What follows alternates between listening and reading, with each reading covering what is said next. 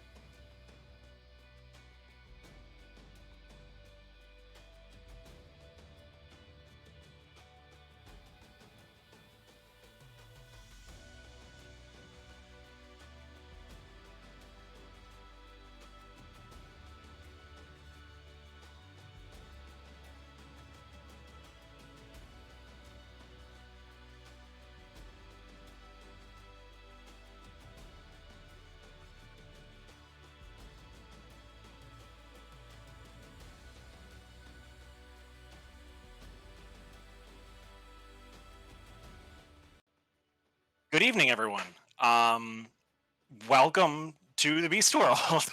I'm here with a bunch of really great friends, new friends and old.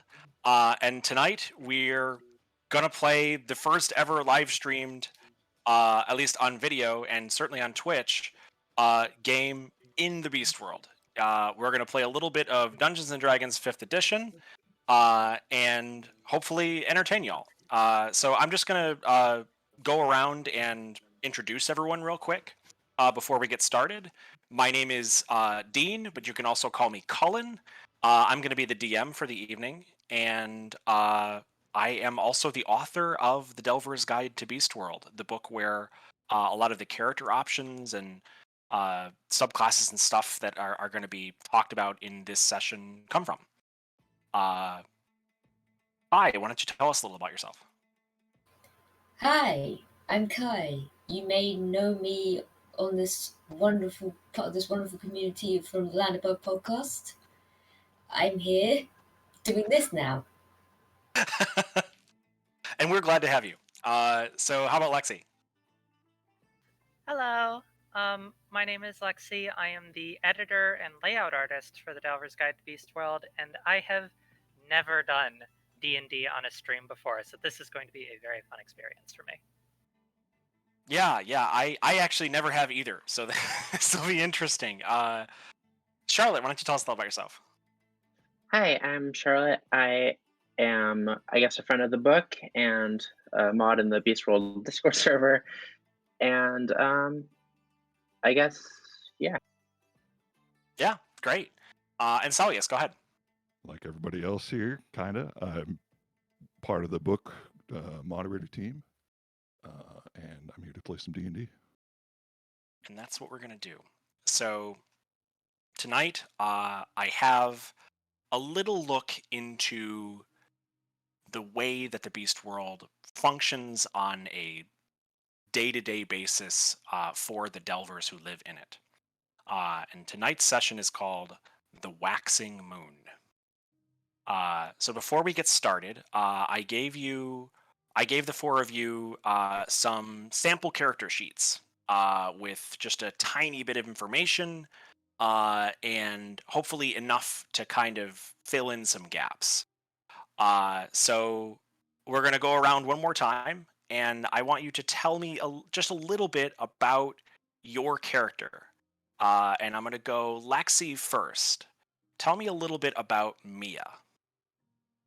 Okay, so Mia is a Grandi feline from the islands of Alar. She has black fur because she is a panther specifically. Okay. And for as long as the crew has known her, she has insisted that the ship she spent many years on was not a pirate ship. She's been very insistent about that. But she's always kind of had a weird and not particularly pleasant past that she just doesn't like talking about. Okay, so we have Mia, the not pirate panther, the not pirate panther, Very from important. the islands of Alar, who is now traveling with the adventurer caravan of Litfeld. All right, Charlotte, tell us a little bit about Generva. All right, so Generva is a Tenebrine cleric, specifically a possum, from the land of Vigneau, and was she was a member of a Pure One church for a long time, kind of one of the higher rank, an administrator of the church, but Okay, eventually left to go seek out other things, and now she's here. great. Okay, so Generva is a cleric of the goddess Pirua, who is a good aligned deity that a lot of the bestial species in the beast world worship. They call her the Beast Mother. Her aspect, or like her divine avatar, I guess, is that of a bovine, and she's sort of seen as like the nurturing mother who 1,000 years ago picked all of her favorite animals in her menagerie and picked them up and gave them sentience and sent them out to do this grand experiment to see if they could build a world. And Generva is a cleric of that deity. Stelius, tell me about Kirill. Kirill is a large, hulking elk man, but he dresses in robes. They're pretty fancy robes, but he's sort of adorned them with runes. On closer inspection, they're not super well done, but it sort of creates a sort of image of somebody. He hails from the land of Aurea, and he uses his magic powers in the name of Dramphine. Am I pronouncing that correctly? Yeah. And he goes around, he sort of does as much good as he can. He's sort of propped himself up as a do-gooder who uses his Great. magic to get around. Amateur runesmith Kirill from the land of Aurea. So Aurea is the homeland to the north in the beast world. It's past this this long mountain range called the Mantle, and north of the Mantle is Aurea, where these big elk standing between 7 and 8 feet tall, which Kirill is one, keep these lodge houses where an entire town's worth of people live under the same roof. And as the families grow and more children come in, they just expand these houses until they're huge 2-3 story buildings that go into mountains and around them. Just to come back to Lexi for a second, Mia is from Alar, which is a tiny archipelago of islands, way 1,000 miles off to the west, the western shores of the Beast World's mainland. It's the smallest homeland by far, and also has the fewest people, but it is its own homeland because it was so remote for such a long time. And cats live in Alar, and mostly only cats, and also cats mostly only live in Alar. So it's a little bit insular. So if you see a cat, you probably wouldn't be rude to ask them, "Oh, do you know when your family came from Alar?" So Kai, tell me a little bit about Reyes. So, Reyes is a marine mouse. Okay. Very small, and while Mia is definitely not a pirate, Reyes was one. And Reyes is a pirate. Okay. still kind of pushes towards being a pirate, although they not as much now. They're more in the whole spy business, checking it out, looking around at stuff, and just being a cheeky little sod who can be terrifying but adorable. All right, that's awesome. That's awesome. So I happen to know that Reyes comes from the homeland of Arneria, which is a continent to the east that is split by the biggest river in all the Beast World, and to the west is a rainforest that stretches for tens of thousands of square miles. And to the east is a desert that stretches just as large with a huge mountain range to the north. So she is from, I'm sorry, Reyes is from the homeland of Arneria. All right, so we have Generva and the criminals. No, not criminals. Definitely not criminals. Did you talk about Vinyo too, Generva's homeland? Yeah. Let's talk about Vinyo for a second. So Vinyo is to the south, and Vinyo is a maritime homeland that is on the mainland, and is populated mostly by foxes, who run these huge trade leagues, entire cities that are owned by trade companies and sort of built up around them in these huge business co-ops, kind of. And they got their wealth a few centuries ago by being the first homeland to make contact with Alar, and they're kind of the go-between between Alar and the other homelands on the main continents. Now, Generva specifically is a species called Tenebrine, and Tenebrines are sort of a night-dwelling species that are made up of possums, of which Generva is one, and raccoons. The Possums trash and animals, if you will. What's that? The trash animals, if you will. Yeah, the trash creatures of Vinyo. And They don't like They it when you call them that, though. No, they do not.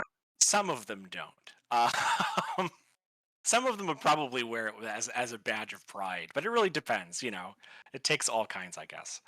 And the reason why a lot of them wouldn't like it is because Tenebrines in Vinyo and elsewhere are seen as kind of, I don't want to say shifty, but a little bit shifty.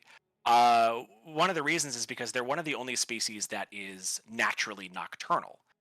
They're one of the only species that can see in the dark and thrives in the darkness. So there's a kind of like, not suspicion, but a little bit of strange vibes surrounding the Tenebrines from other species. So that is enough of background and me chattering about the world's background. Let's play the game. So the four of you are in what's called a delving crew. You are a party of adventurers that travels in a wagon all around the Beast World to all of these homelands that we've talked about and others, looking for entrances to the dungeon, which is a labyrinth of dungeons. It depends on where you find them, but it's this single, or at least it's rumored to be a single network of mazes and ruins and caverns, sometimes natural looking and sometimes very much not so, that has appeared underneath the Beast World in the last 10 years. 10 years ago, there was no dungeon, and then this big thing happened in the world, and now there is so much damn dungeon in the world. So as a result, all these adventurers came up out of the woodwork, all your criminals and treasure hunters and not pirates and definitely pirates, came out of the woodwork, built wagons, and formed caravans to go find these places. And you live in one such caravan, whose name is Litfeld. You So we're going to pick up with you in the middle of a rainstorm. It is the middle of the afternoon, but you definitely wouldn't know it. You're near the eastern border of Alamance, which is the central homeland, sort of the middle of the world. But you're heading east into Arneria soon. The rain is hammering down on you right now. And the four of you are trying to keep your wagon from toppling off a cliff. The rain has caused this muddy pass that The idiots who run Litfeld have decided to take it through this rough weather, and your wheels have slid sideways just enough that if you continue forward, you will not have a wagon anymore. You will have a pile of debris. So you face this right now. The entire caravan is stopped for you right now.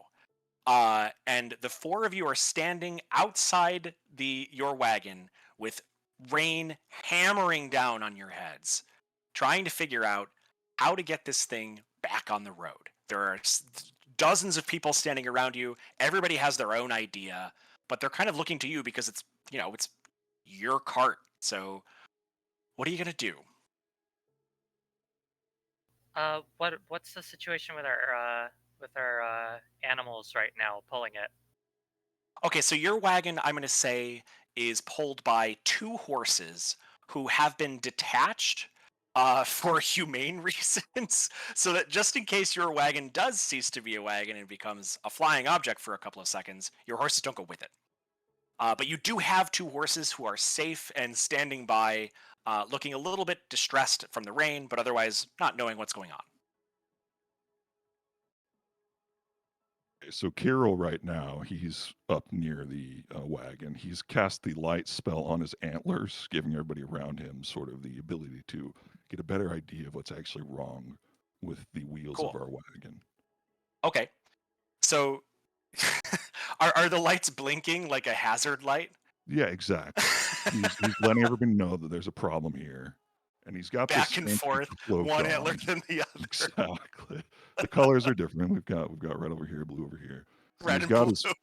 he's got this really fancy cloak that he's holding over one of our Delver crew, keeping the rain off of them while they get a better idea.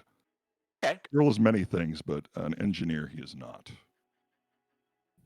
Geneva is like looking around, trying to flag down any of the more muscular looking people in the field. Like, can someone help with this, please? Like, we're just drag us back on the road. She's really trying to. She's kind of in a bit of a tizzy, trying to get everyone get someone to help, and Okay, yeah. everyone's just kind of looking around at her like, I So don't know you're what to do you're with looking this. around for someone who's like muscular.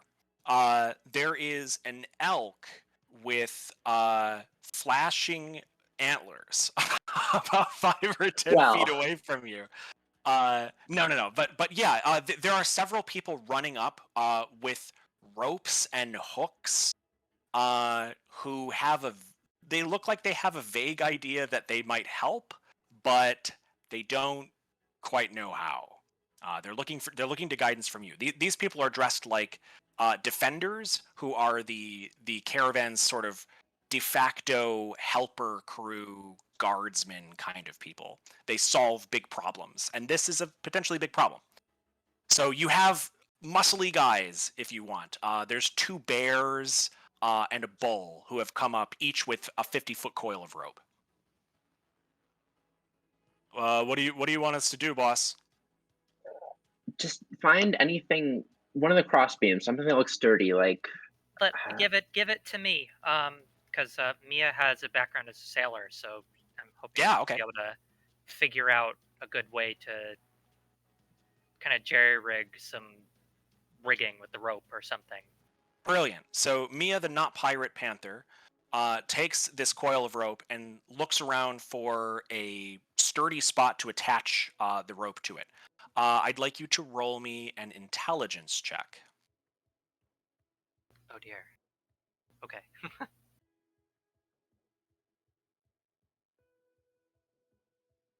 She does not find it. She definitely does not find it. That was a 1. So Mia walks up with every bit of confidence in the world that this is an easy problem to solve for an ex-sailor, and then stares very intently at the wagon for 3 or 4 seconds. And it has been too long for her to have already known what to do. Who's going to step in and help her? It seems that this isn't actually a boat.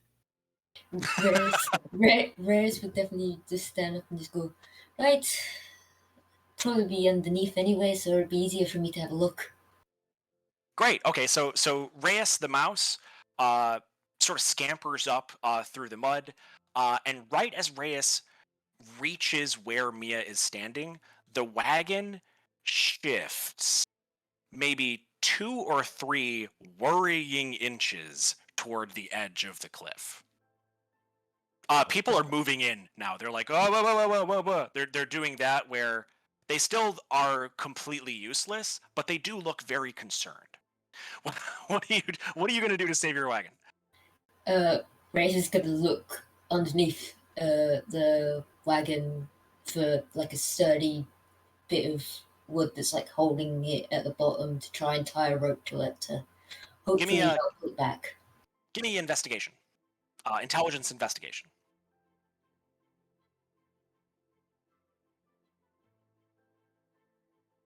Everyone around is sort of.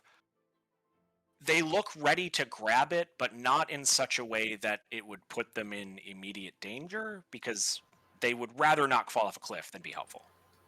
That's a 15. 15 is really good. Okay, so you can definitely see a load-bearing bar where you could throw the rope over and have a really good anchor point. Do you want to do that? Yes, definitely. All right. So Reyes loops the rope around this bar, and now you have 2 ropes that have looped around it. What do you want to do now? So Generva's enforcers sort of like step up forward. They have noticed an opportunity where muscle might be helpful, and they look to Generva with a hopeful sort of look. You want we should grab the ropes, boss? Okay, we'll do it. Charlotte, you're muted. Oh, But I- no worries. You're very animated. I got No. what you're saying. All right, so the 2 bears and the bull wrap their giant mitts around this this sturdy rope, and they're now holding it. There's not really any way to know if this is going to stop the wagon if it falls off, but they are definitely holding it, and that rope is taut enough to walk on. You want us to try to pull it back in? Mia's gonna quickly grab the slack of that rope though and tie a knot in it, like the part behind where they're holding onto it, to make sure that it doesn't just slide right out of their grasp. Okay, yeah, that's a good idea. So roll me a dexterity check. Just straight dexterity or sleight of hand? Give me sleight of hand.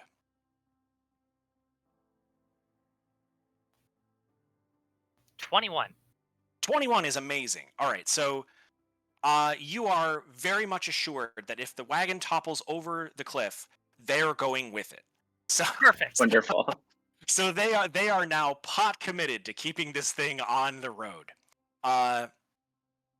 So Kirill, while they are all doing this, Generva sort of has her enforcers working, and everybody's kind of getting the ropes worked up. Kirill notices something off past the edge of the cliff. Definitely not because he was staring off into space for a second. He was looking for leads. But while he was looking for leads, he just so happened to find one. There is something bigger than you flying through the rain about 100 feet off. You can't tell what it is or even what color it is in the foggy, dense rain, but there's something out there, and it has great wings that it's beating against the rain. Hero will cease trying to help. He was definitely putting on a show of being one of them to really pull it in, but as soon as he notices that, he goes and stands next to the cliff, sort of holds his hands up behind his antlers to try to get some light to go towards it. And I love that. it's sort of Flashlight. He directs sort his of- cantrip, his doesn't magic do anything. antlers. But We're gonna put like a popped collar on your shirt, but it's got a mirror on the inside. That's ingenious, actually. That's really do that clever. in the Yeah. next session. Okay, so I want you to roll me the opposite of a stealth check. Okay. Okay. It's fine. So no, this is clever use of magic. So you shine your antler lights out into the rain, and The flying creature, for good or for ill, has adjusted course and is now making a wide arc toward the caravan, which it maybe didn't see before. There is a very small woman.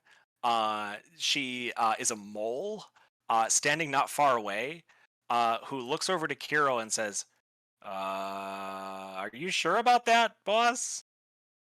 It looks pretty big. I'm sure he would be able to help us out in our situation here. Okay, so while Famous last word. Hey, Carol, what you doing over there, buddy? Look at that. Mia cannot see this right now because Mia is busy Oh. trying to keep the wagon from falling off the cliff. So Mia and Reyes and Generva don't see what Kirill sees immediately because their view is blocked by the wagon. But soon enough they do. This flying creature closes in on the caravan. And to Kirill's credit, this looks like someone who wants to help. The person that flaps and beats their wings against the air and comes to a graceful landing in front of you stands 11 feet tall. This is an 11-foot tall woman who is covered in copper scales from head to toe and is wearing a suit of blue breastplate with the symbol of the moon on the center of this armor. This is a copper dragon that Kirill has just spotted, just happened to be flying by, and flagged down. This copper dragon is...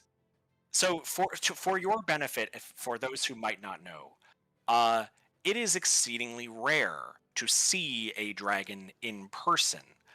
They're usually the kind of thing where if you see a dragon, you're seeing them up in a balcony at a party that has 500 people. And they're very far away, and then you tell that story for the next 2 years about how you almost had a conversation with one. There is now one standing in front of you. This woman looks stern, but gentle somehow, not violent. She looks at the four of you and then looks at the wagon. How can I be of assistance? Geneva, when she first saw the dragon flapping, her eyes kind of went wide. Her instinct is to hide, but she kind of comes back out and she gives a quick wave and she's like, "We're kind of falling off a cliff here. You do Could seem to be you?" slowly falling off a cliff. Maybe I can... just a moment. The dragon walks over to one of the ropes and, sure as anyone else, grabs one of the ropes. We should all pull together. Hero gets right up next to her. He's definitely helping again. Okay. Mia's hair had like completely gone into her eyes from the rain, so she only notices the dragon when she grabs the rope and says something that is unkind to say in the presence of a dragon because she's very surprised. Okay. So Mia uses an expletive when she sees the dragon. What's Reyes doing?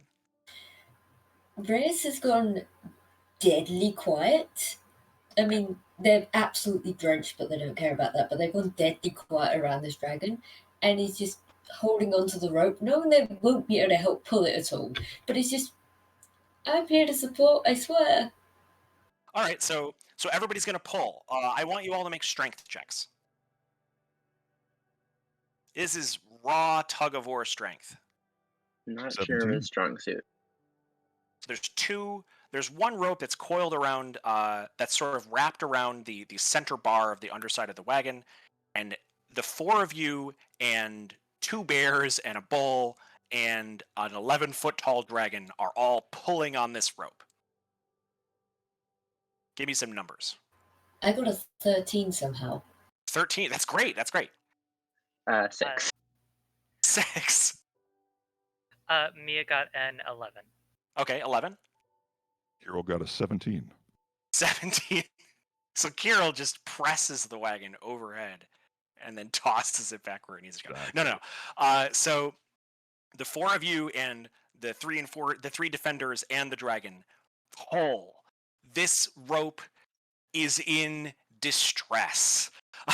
It is ready to retire as a rope after today. As water drips steadily down from it, you dig your heels into the mud. You're having a hard time getting your footing, but sure enough, after you slip and you slip again, you hit the rock underneath the mud and you pull. And the wagon moves laterally in the way it is not meant to do toward the back wall of the cliff. Everyone breathes a large sigh of relief, and the dragon looks down at the four of you with a big smile. That was good. That was pretty good. You So- see how hard I pulled. It was very good. Sure was. Well, I'm pretty sure she helped significantly. What are you And- doing out here? I was looking for something. Maybe we can talk about that later. What are your names? By the way, there are people like moving to get the horses hitched up right now, so you're not just like standing in the way. There are people helping you to get ready to go as you're having this conversation. What are your names? I'm Kirill, a servant of Dramphine, which I might have noticed on your chest plate there. We might have Yeah, something in so common. for Kai and the audience's benefit, the Dramfine's symbol is the moon. So when Kirill saw the moon on this dragon's breastplate, he saw a kindred spirit. Oh yes, yeah, I am a paladin of the Moonwolf. What about you, mouse friend? Reyes, who is now, as I imagine it, covered in mud as well. Oh yeah. Reyes has been like underneath the wagon, like rolling around. And Reyes has gone from what their usual colour is, which is quite a nice, sort of clean, whitish sort of colour, is now very much a brown colour. And they just say, Reyes, milady. Just Reyes. The dragon gives Reyes a kind of sort of gentle, pitying look, and reaches down, which like really far down, like 15 feet, or not 15 feet, but like 9 feet down, and wipes some of the mud out of Reyes's face with her thumb. It's good to meet you, Reyes. What about you, Good Panther? My name is Mia. It is overwhelming to meet you. I'm going to go help with the horses. Reyes, you should find somebody to clean you off, or just stand in the rain for 5 minutes. And then the dragon looks over at the Pirwin cleric. And you're Generva. Yes, it's very nice to meet you. Jennifer's like, she's not used to being so heavily intimidated by someone in authority, but this is a new experience for her. She's kind of leaning against the wagon, trying to make herself small. Please, wonderful to meet that's you. not necessary. I know you from your time in Brindell, when you were working as the I think the administrator. I came to your library once. I think the four of us should talk a little bit later. It looks like your wagon train is going to be moving here, but maybe when it stops later tonight, we can have dinner together. What do you think of that? I would be honored. All right. So the wagon train starts moving again. Now that it hasn't fallen off the cliff, your wagon rejoins the line and continues on to safer pastures. The rain does let up after another hour or so. In situations like this, usually the caravan would stop, but it does get into a safer position somewhere with a little bit more flat ground before they circle up and stop for the evening. Tents come out, pavilions and shops open up despite the weather, but the rain is starting to slow, and I'm going to say it's about 4:30 in the afternoon now, so it's just getting to be dinner time for some of the earlier eaters. The bar that all of the Delvers who live in Litfeld go to is called Holly's. And Holly's serves a meal every night. And tonight, you have the most interesting guest who is going to be eating in Holly's. The four of you and this dragon, who has not introduced herself yet, go into Holly's. You get your meal together, which is this really nice roast. That's roast mutton with a side of potatoes and carrots, with these little green flecks that everybody loves that you've been eating for the past 3 weeks. And everybody gives you sort of a wide berth, but there is definitely a fight to see who can sit close enough to you to see what's going on, but not so close as to seem rude. You sit at a table for 5 people, and the dragon sits with the 4 of you. The food is all laid out, and everyone has had a chance to dry off a little bit, if not get completely clean. So, you asked me what I was doing out here a little earlier, Mia. I suppose I should introduce myself. It was rude of me not to. My name is Francesca, and I am a paladin of Dramphine. I am out here looking for something I lost. Something that was... She bares her sharp teeth for just a second, and there's a flash where that sort of gentle benevolence disappears. And there's this, like, just moment of violence that flashes in the dragon's eyes, this Francesca. Something was stolen from me. And I am ashamed to admit that I am nervous about getting it back. Stolen from you in what? Was it someone in the caravan? I don't think so. I think this was the work of the dungeon.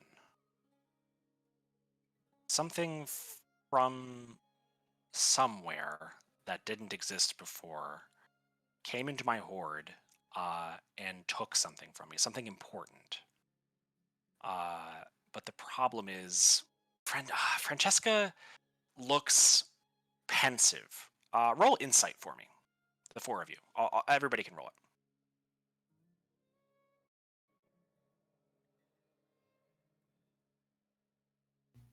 Mia got a 12. Okay. Hero got a 19. Wow. He's very intent on Francesca. He's looking up at her. Almost humbly. 26. 20. Holy cow! Wow. I rolled a 19 Celsius is getting stunned and on. I have a +7.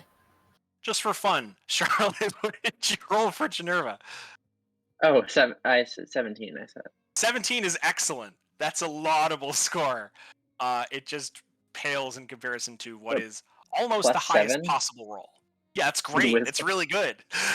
All right, so all of you can sense that Francesca, despite being a paladin, a Justicar of the Moonwolf, and one of the best damn people in the world, as paladins are, is hiding something. She is not lying, but there's something else going on here that she doesn't want you to know. I'm a little nervous about getting it back. I don't mean to be untoward or anything, but why would something that makes a dragon nervous be something you would solve by coming to us, I suppose? Well, it's not really... Francesca kind of trails off, and there's a moment of silence as she looks around the bar. As she looks around the bar, she's looking at patrons who are being caught staring at her as her eyes scan the room, and they just a lot of people just start eating again. It's not that it's too dangerous. It's that it's just something I don't like. It's something I don't like dealing with. The dungeons are a dangerous place even for the strongest folk. I've heard Um, terrible stories, and it sounds like your horde was intersected by one of them. That can be again. perhaps. Francesca is having a hard time. Despite her like enormous stature and like clearly magic armor and just crazy countenance, she looks small. She looks scared, anxious about something.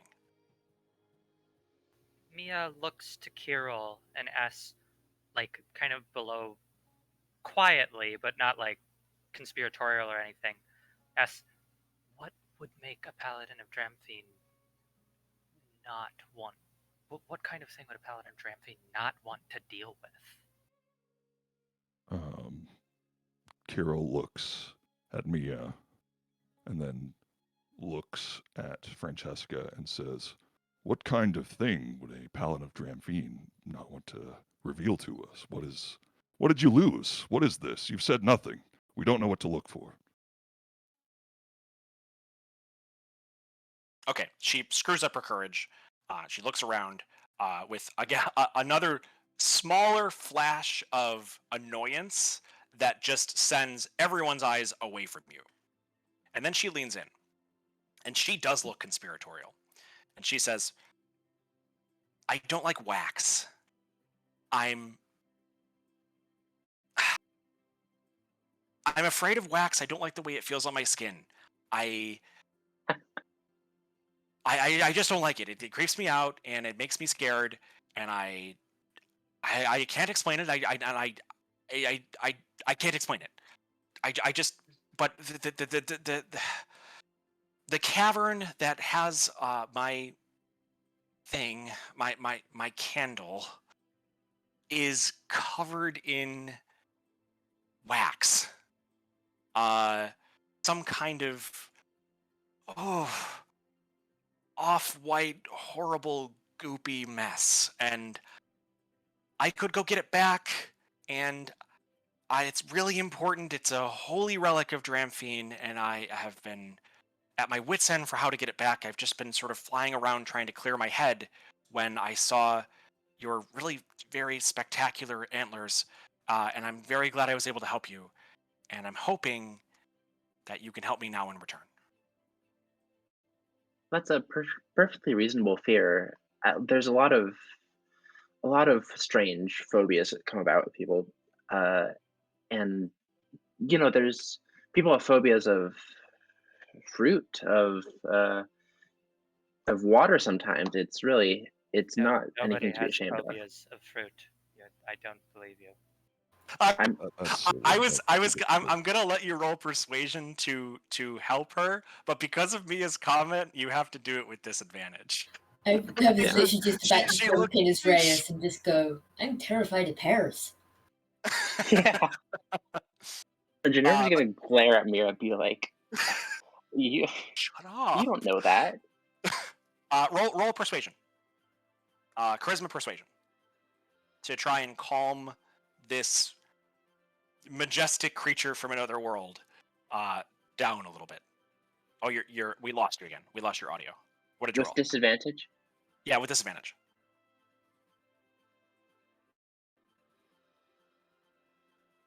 Oh, that would be a 9. 9. Okay, 9 is still pretty good. So she looks a little bit like she's giving you the benefit of the doubt, but she does look a little bit calmer about it. Those are wise words, but the fact still stands. My candle is still missing. This candle is important. Have any of you ever heard of the Candle of Invocation? If you're proficient with religion, then you know that the Candle of Invocation is a really important holy relic. Or if you're just interested in that sort of thing, you don't have to be proficient, but like if you're interested in like religious history and stuff, you know that the Candle of Invocation is this really important magic relic that can open portals to the world of gods. So it's kind of an important thing. In other words, Minerva is, of course, proficient in religion. She's immediately lights up. She says, "Oh my goodness! Well, that sounds very important. I think it would be really in all of our. It would be a great honor to retrieve this for you." I'm worried that they're gonna melt it or burn it or something, and then it's not gonna be a candle anymore. It's just gonna be a pile of this horrible stuff. It's gonna mix with all the other stuff, and I just don't like it. Can you go and get it for me? I am sure we can go get it for you. I'm not really in a position to say no, I think. No, I mean, culturally, it's such an it can't be melted down now. Can't let Absolutely. that happen. Wow. We'll find it. I am fortunate to have come across such a gregarious and giving sort of crew. I promise that I can offer you a reward. I will let you choose something from my horde if you go and get the candle for me. Well, no, I definitely can't say no. Not that I was before, of course. Uh, I won't. I wouldn't want you to get it back for me and then feel like, you were owed a debt. I wouldn't. I'm not usually like this. I want to be clear. Usually I'm much more draconic, but just this is it's a difficult situation for me. So you'll go and get it for me? Absolutely. Absolutely. Aye, milady. Okay, it's going to be dangerous. So let me give you some spending money. And she reaches into a space between her body and her armor, and into a pocket, and pulls out a bag of spending money. The bag, the knot at the top of the bag is under pressure from its contents. It is completely full. And she sets it down on the table, which shakes when she sets it down. I hope that's enough. Spend whatever you need to get it back, and you can give me back whatever's left.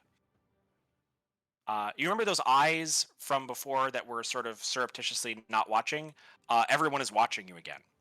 Everyone has heard the dinner bell of all Delvers, a bag of money. And everyone is watching you to see what you're going to do. Minerva Reyes, glares at all of them. Reyes at this point is like hand on the rapier, staring all of them down, just like, you do not want to mess with me, mate. Oh, there's definitely not anyone who's going to take it from you right now. You're safe for the moment, Yeah, but that's probably a good instinct. Reyes is very much like, even think about it, and I will rip your throat out. Yeah. Reyes probably has from that reaction. Reyes probably has a reputation for threatening to rip people's throats out. Oh So yeah. when he gives this look, there's a sort of people are still watching. So what do you do? I feel like there was a crew member once that decided to pick a fight with Reyes, and they lost their throat. Reyes is our terrifying mouse enforcer. He is the tiny enforcer. I have a +6 to intimidation. Oh my goodness. All right, so you have this giant bag of money on the table. What do you do? Hero picks it up, holds it Tyrell- with both hands, just hugs it to his belly, and kind of looks around. Okay, this thing weighs 5 pounds. It is at least 250 coins. He even I puts will on a let you show. carry Like that. it's so So much. now you have the home ec baby, the bag of flour that you have to keep safe, but it's full. It's completely full of precious metal. So I don't want to rush you or anything, but I do need it back very soon, and I'm worried even right now that it could be being melted down right now, and I'm going to get kicked out of the order. And so, when are you leaving? Well, where are we going? Is probably the better question. So I've been scouting around. I've been flying around looking, and it looks like the entrance to the dungeon where my candle is being held is about 5 miles to the northeast. So less than a day's journey, real quick. You'll be in and out. You'll be. Please take a bath before you deliver it. Just wash off the stuff. Just wash it off. Of course. Not that I'm scared. I don't prefer it. We You know, will I've do our best. read, and hear me out. This is kind of ridiculous on face value, but I've read in books somewhere that the exposure to something that you fear can actually be the best way to cure that fear. Even like fear of heights, fear of spiders. These are all, if you let yourself open up to being around it, you'll feel better. This is great. I love this. I want you to roll intelligence persuasion for this. Because you're kind of exposing something you know in a persuasive way.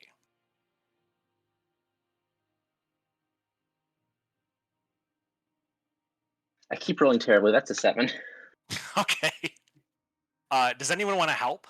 Yeah, so I don't know if it'll help, but Kira will go, yeah, I've actually got some horn wax right here if you want Oh to no! do this Oh now. no! I mean, Get started right now. Well, when we're all in a more comfortable state and in a safe environment, okay. I think. Later. Reyes says very quietly that nobody else hears it.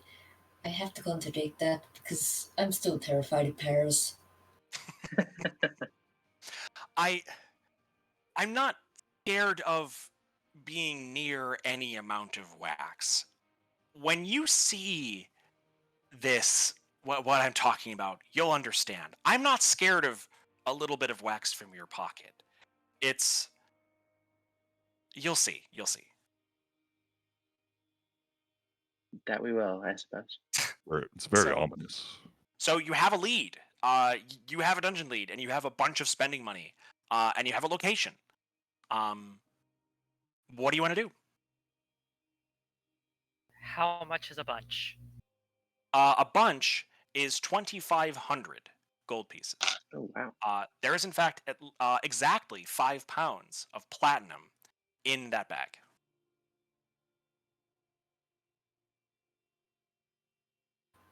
I will admit, I have been imagining this bag being the size of Reyes. Right? Just this enormous sack of money. It is not a small amount of money. No. For 4 people. So you have 2,500 gold pieces. What do you do with your 2,500 gold pieces and your dungeon lead? Well, what time is it right now? It's about 5 in the evening.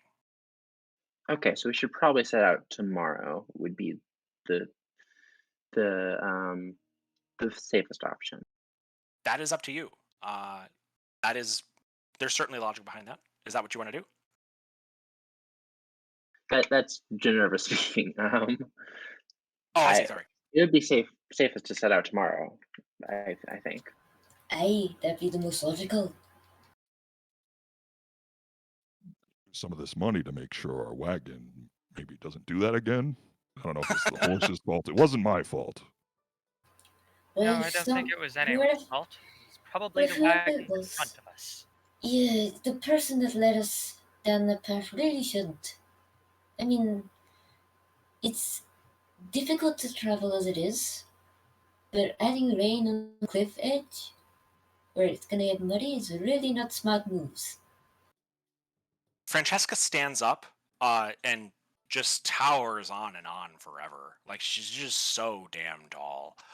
She stands up, reminding you of her height, but kind of rubs the side of her arm and says, "Well, I'm gonna go. So I'll be back in 2 days, and if you have the candle, then we can celebrate, and I will throw a huge party for you. And if you're not here, then I will be extremely worried that I've sent you to your doom, and I will come rescue you, or get your corpses for safe and proper burial. Goodbye." Thank She you. she turns and leaves. People give her space to go, and she does, and you hear her wings flap as she flies away. Now you are alone. Wow, that People was are she's in staring. her People are dress. now staring. People are now staring without any nervousness at you. reassuring. Mia kind of like sort of turns in her chair and just sort of glares at the rest of Holly's. It's just, what? Two Dobermen are sitting at the bar not far away from you. One of them turns to the other and goes, usually I have to pay for my dungeon leads. I have to get a scout to go and do it. They do the whole thing. I don't usually have them descend from the sky and be dropped off along with a big bag of money. Oh, sounds pretty rough. You should find a better gig. So sufficiently, yeah, everybody in the bar is jealous bitches, and you have a big bag of money. What do you do? Freaking terrifying a lot of them that are jealous into not touching our shit. So Reyes just growls at people. Spouse just growling at everyone.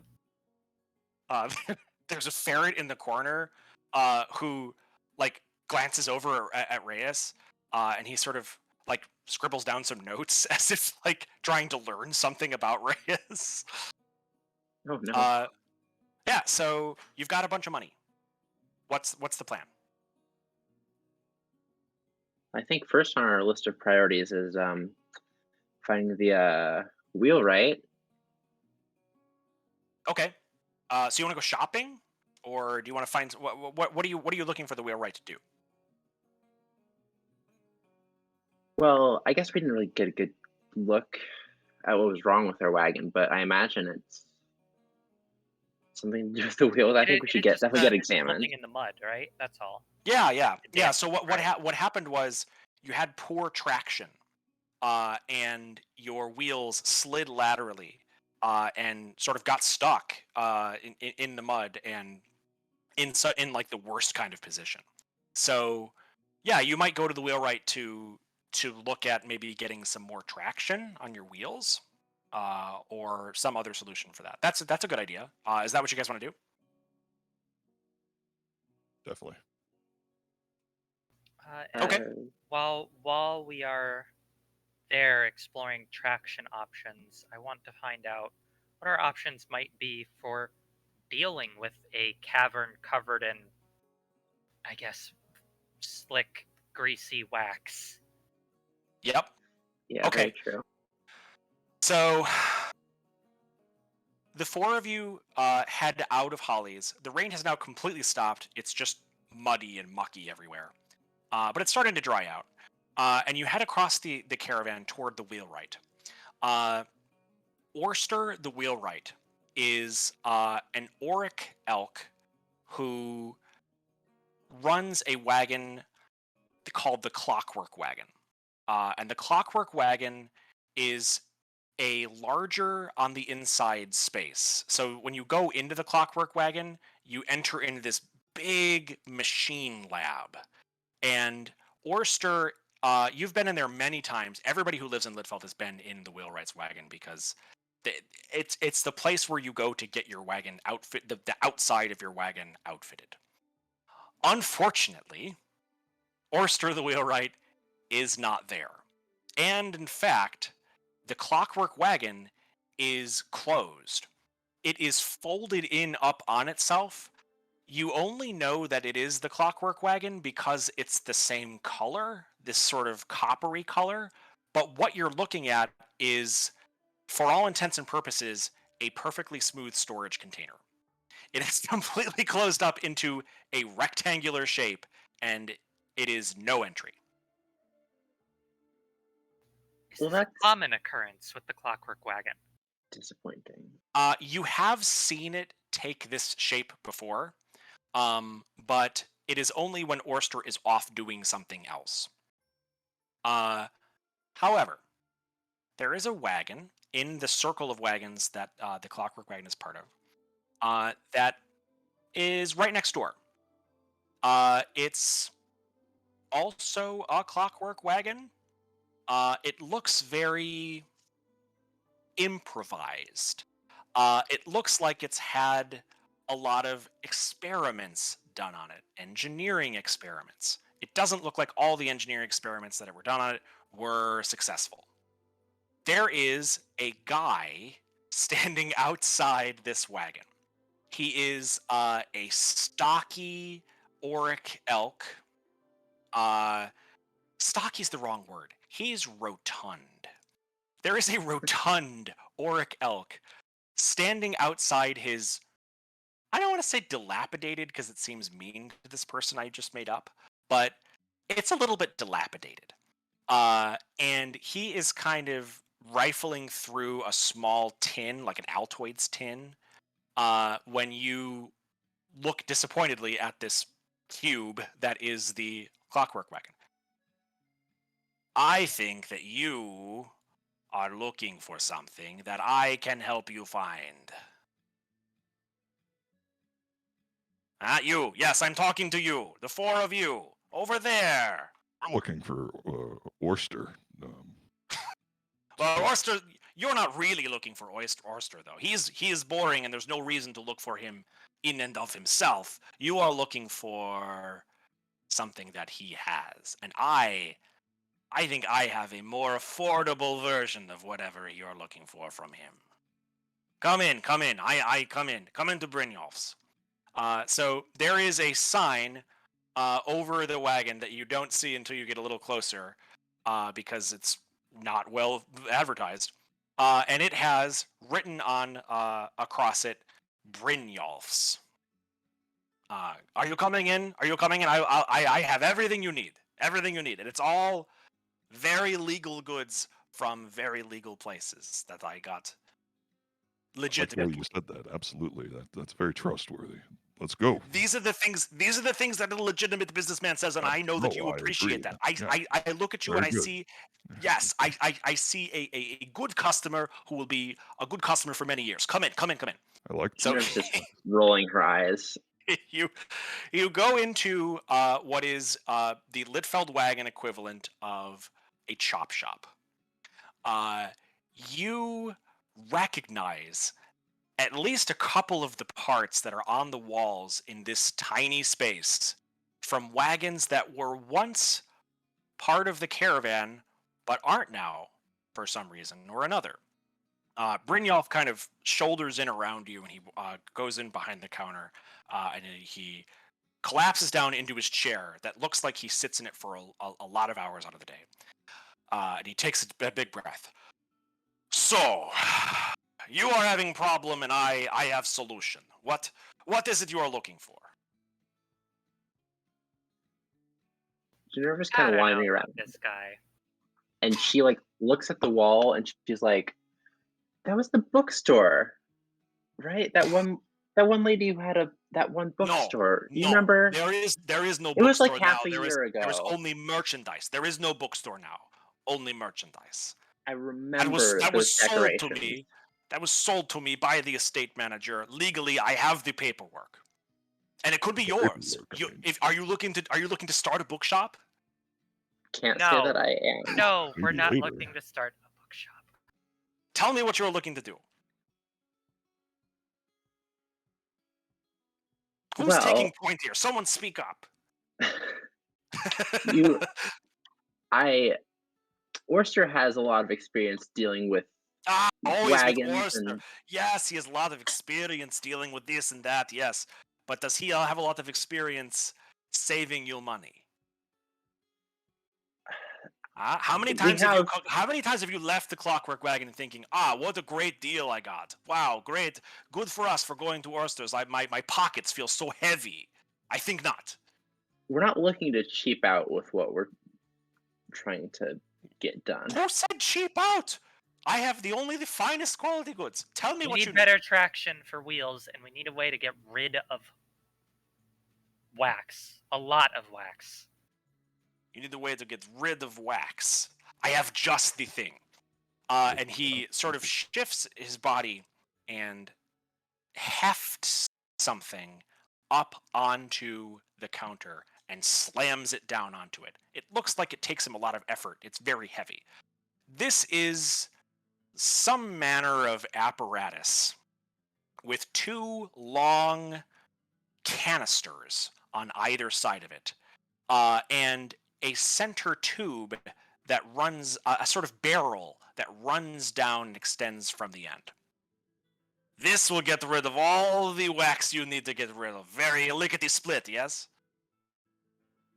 How does it work? What is it?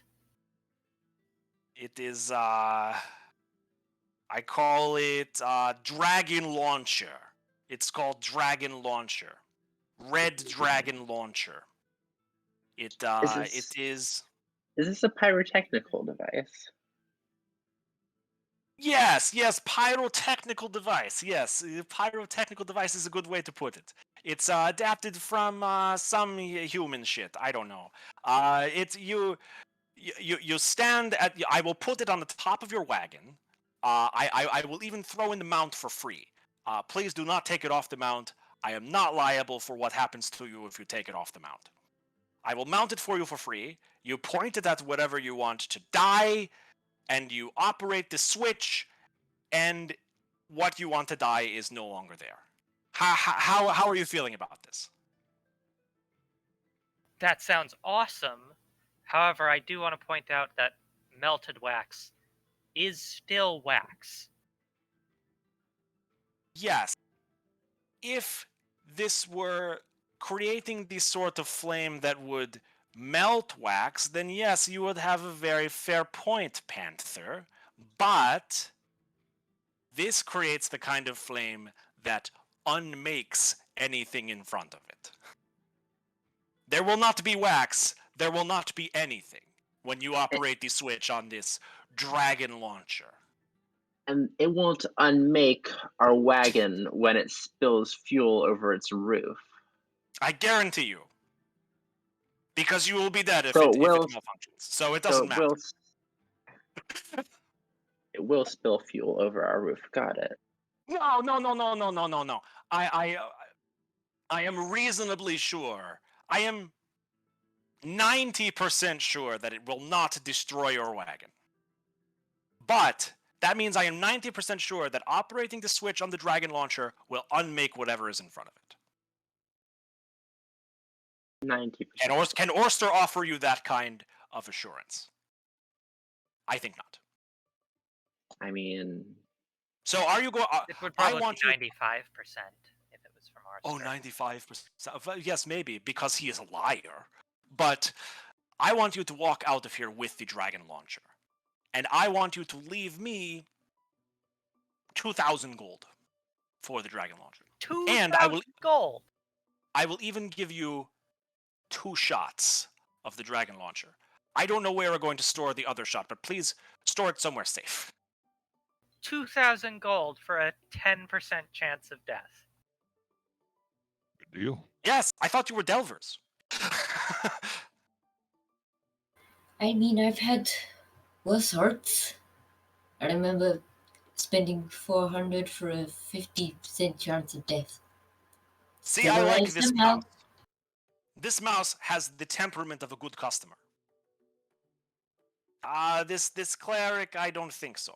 But I want to talk to the mouse. The mouse looks like the kind of person who wants to operate the switch on the Dragon Launcher. And unmake whatever is in front of him. I mean, it'd be quite fun to do it. But, for some reason I feel like the rest of the party will let me. I think it's a great concept. We're going to roll Let's have our. a little huddle. Let's have a little huddle without our. Yes, huddle. Without our Have a large huddle. I don't care. But you are leaving with the dragon launcher. All right, so you're huddling up outside, I assume. He's not going to follow you. He's too lazy. So we're just gonna mount this thing to the top of our wagon and roll our wagon down into a dungeon full of wax, hoping that it'll incinerate the wax, which is not. I mean, it's possible, but That's what we want to do. I can just do that, right? Like we don't have to spend 2,000. I can just throw a fireball. I mean, Well, do we then you just even get really more need to melted melt wax. the wax? Because, like, I don't mind just, like, going in, grabbing the candle, coming, and then we just, like, clean the wax off me. Yeah, exactly. It's what is it like a little candle? Like easy. I'm more worried about Yes. having to fight in this stuff. Well, we do get to like keep it afterwards, right? Like it'll be good for the wax, but we could like blow shit up later too. Like it's like pretty cool. yeah. How Hey, much is the that's true. upkeep? How much is the fuel? It's the Well, he's giving upkeep. us 2 shots, which I mean, we use one now, and then who knows what we do with the, it could be anything. I mean, okay. I'm just worried about. Do we know? We're gonna put this thing on our wagon. Is our wagon gonna fit in this wax-covered dungeon? Yeah, even if it doesn't, we can always, like, make it a bit bigger if we need to. Worst comes to worst, we have 2 shots for later. I mean, it's gonna be pretty good. Exactly. Or we Oh, could ignore hero. this guy's advice and detach it from its mount and just take it with us. Ooh, that'd be fun. Okay, I will admit that it seems a whole lot better than just going into this thing with all the wax still there.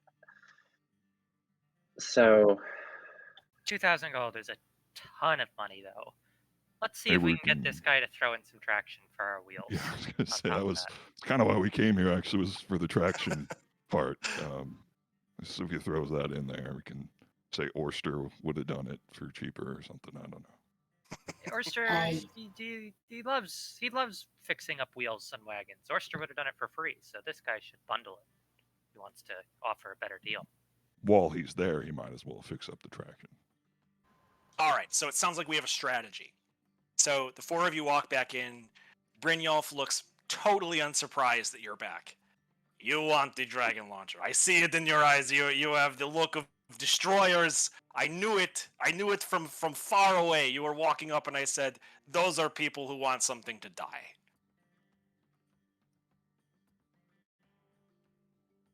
I want 2,000 gold.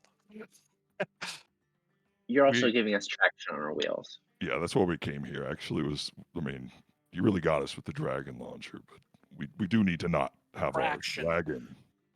Traction on your wheels. I could do a spike coating that would give you a little bit more shove. I heard that you are the people that caused the ruckus earlier, yes? I hear about it was the wagon in front of us, but Oh, the wagon in front of you, yes. Why am I not hearing about the wagon in front of you? Then I'm hearing about yours. I will do this. I will throw it in as it were. Like we are negotiating for produce. Yes, I'll give you the cabbage as well.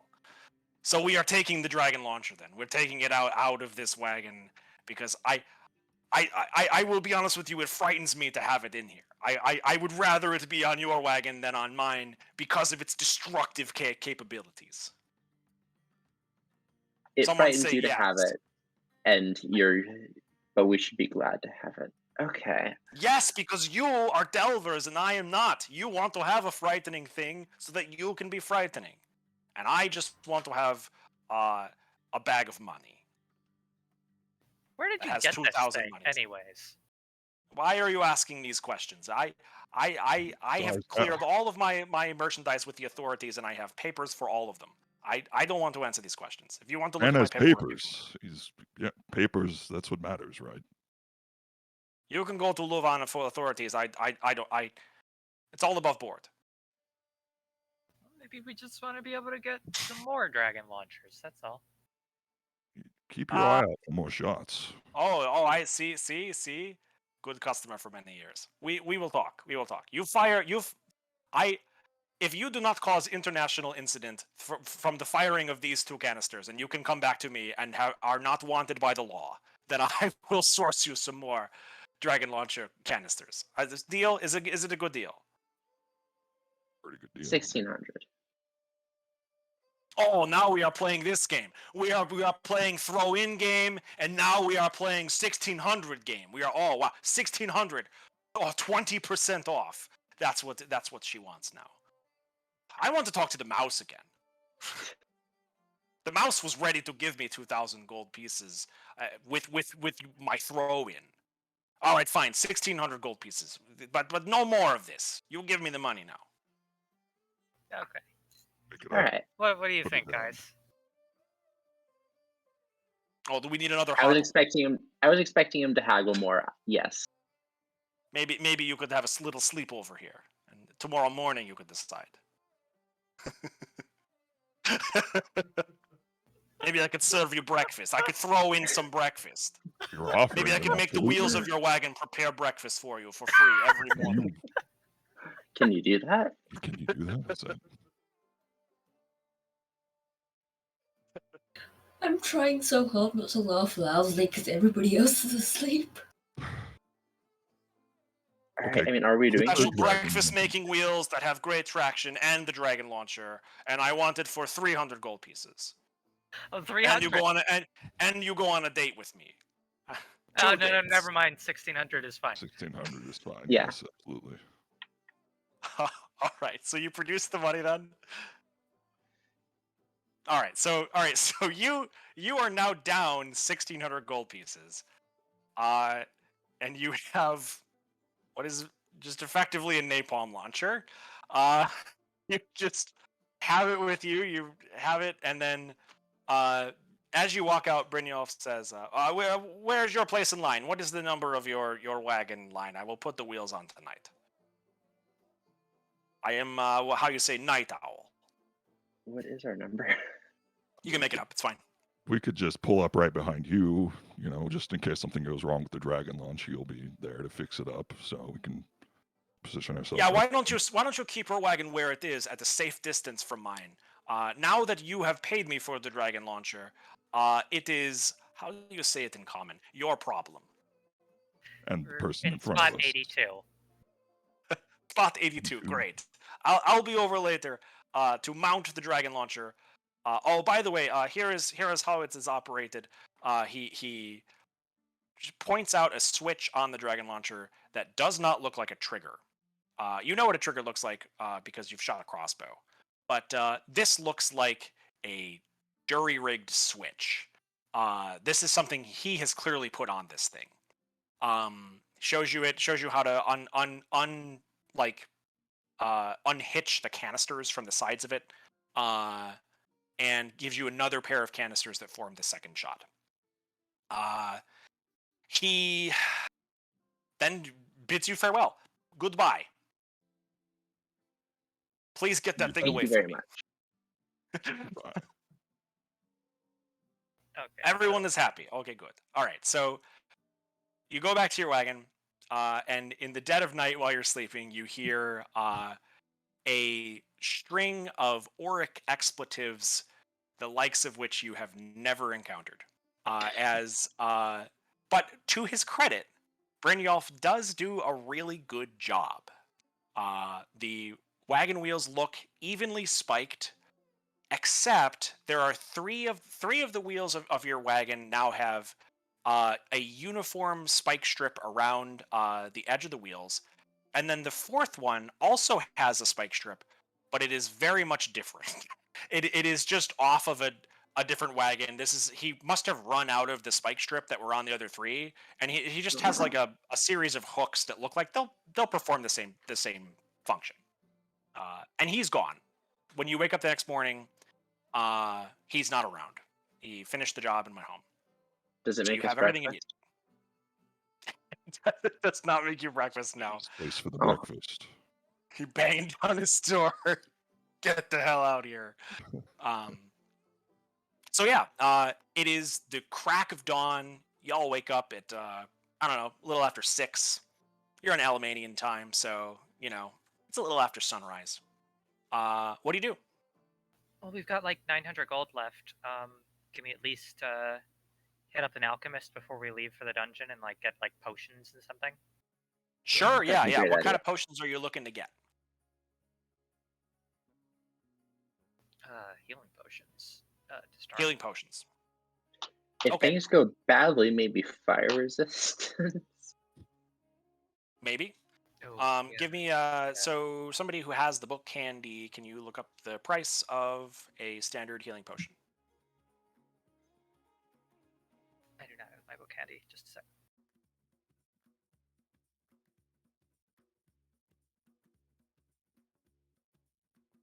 This is good. This is what we call the cut content. This is we're going to put it on the DVD extras. It's just going to be strings of hours and hours of people just silently looking things up in books. Yeah, it's not going in the vault. It's not. That's what I imagine would be on like a DVD box set of like Critical Role. Would just be like people who really want to see more content can just watch like idle pre-launch 50 conversation. gold pieces for a 50 potion gold of healing. pieces, and I believe that's 2d4 healing. 2d4 plus 2.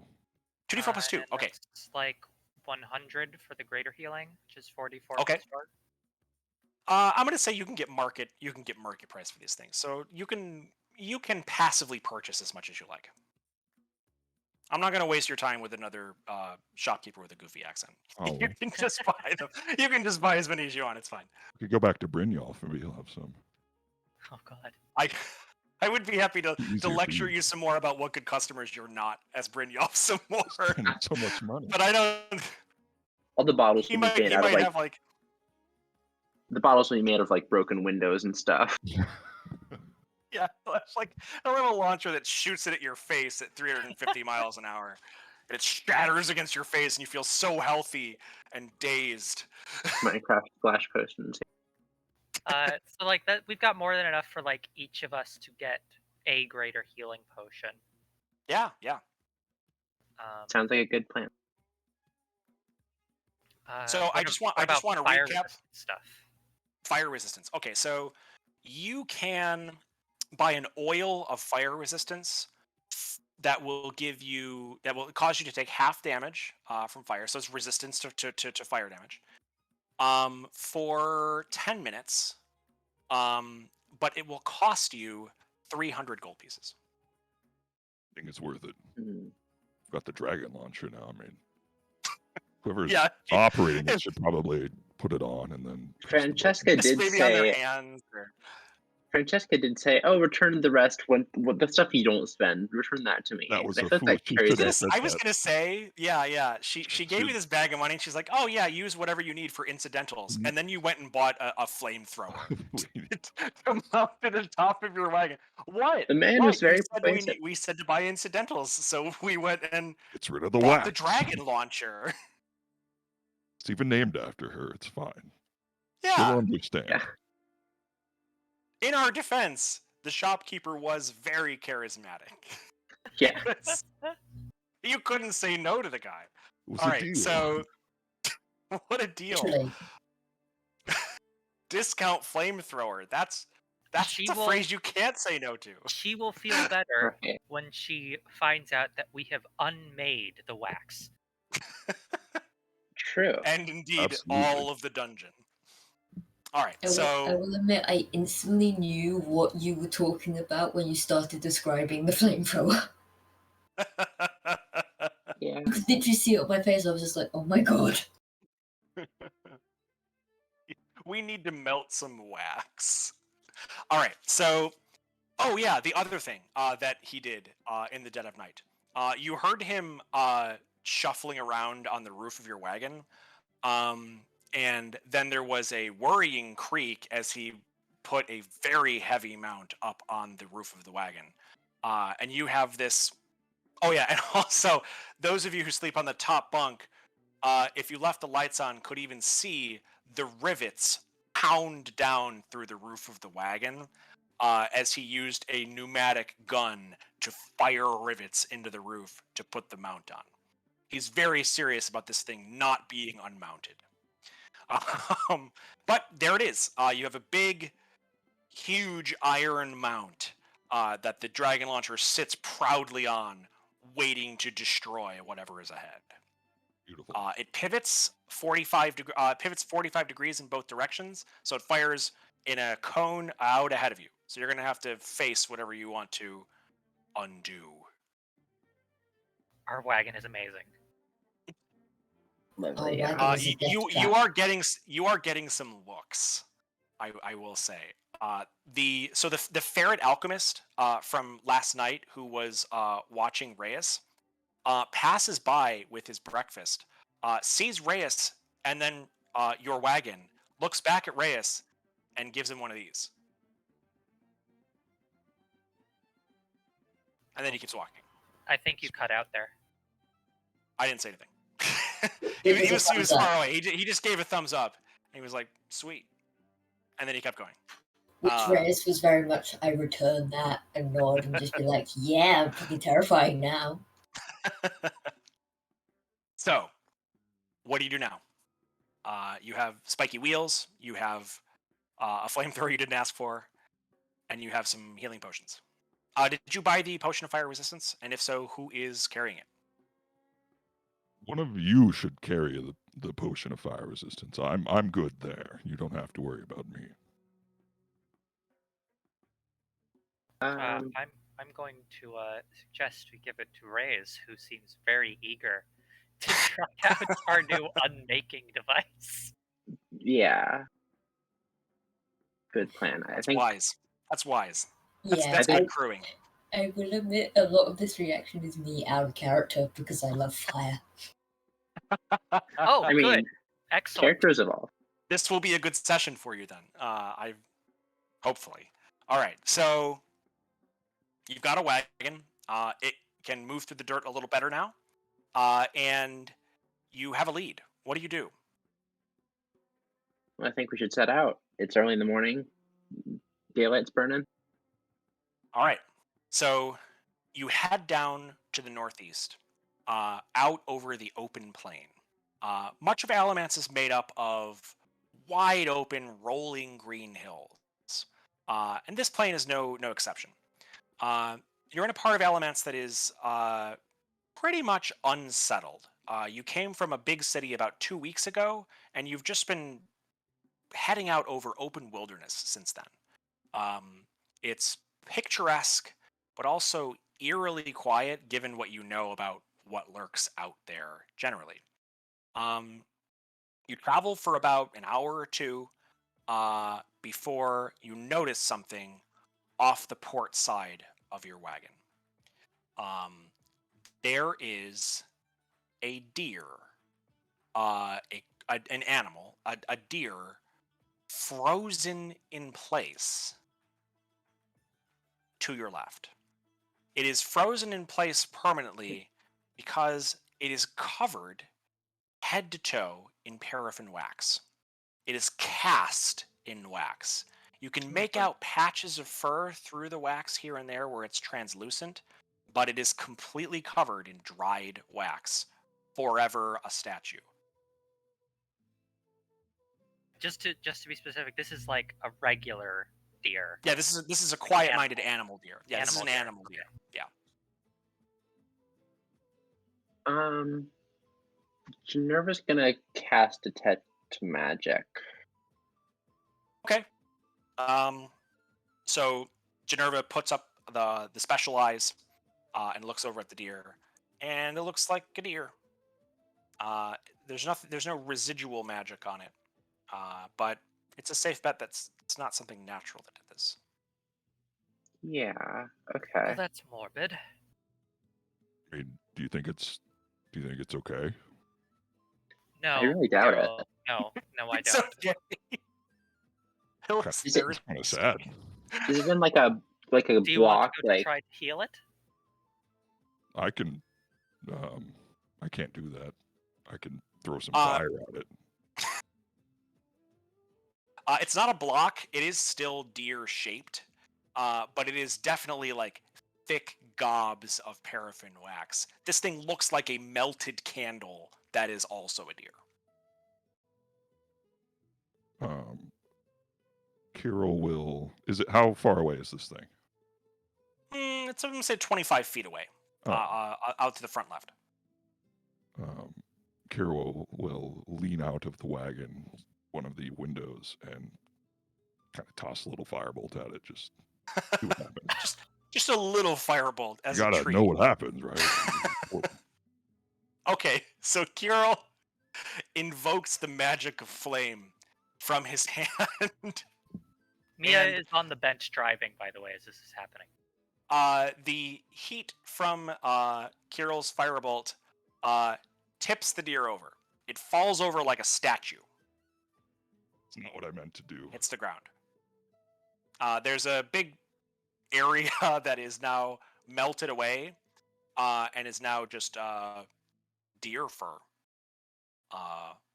It's not moving. I think I killed it. I think it was already dead, Carol. Oh, okay. We're good then. If that happens to you, I'll try something else. Thank you. I appreciate your inventiveness. Something else. So, Alright, so continue on forward. Is there like a trail of wax or any other evidence around it? Is there anything else strange in this particular clearing besides the tipped over wax deer? Roll me survival.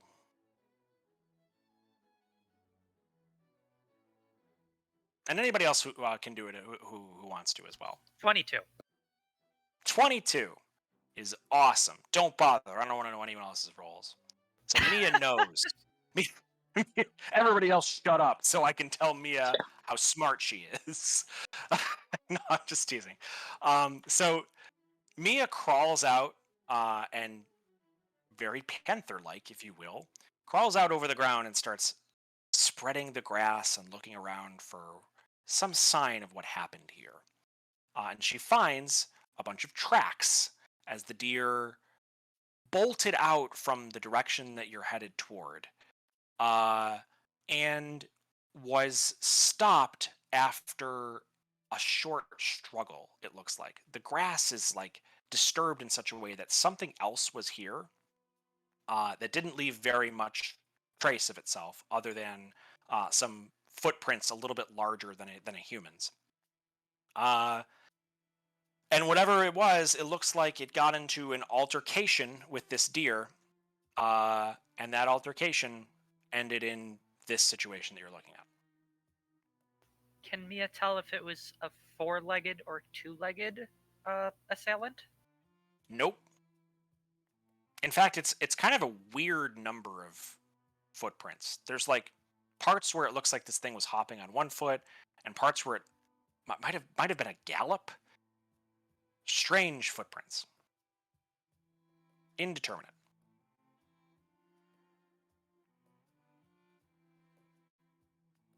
and these footprints are like, well, I guess I wouldn't know, but they're That big around. Oh, Roundish, Wow. not foot shaped, but definitely stamped down into the grass like a foot might do.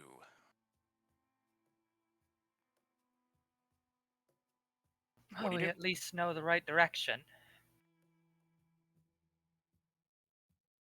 yeah, I think we should follow this. I mean, are the footprints, do they continue on somewhere, or do they just stop right at the deer?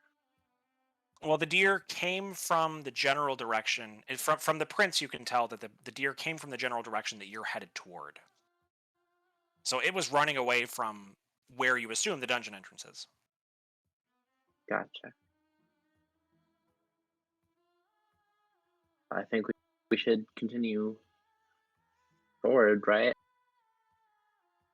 So you do. Something's out there. So everybody hops back onto the wagon.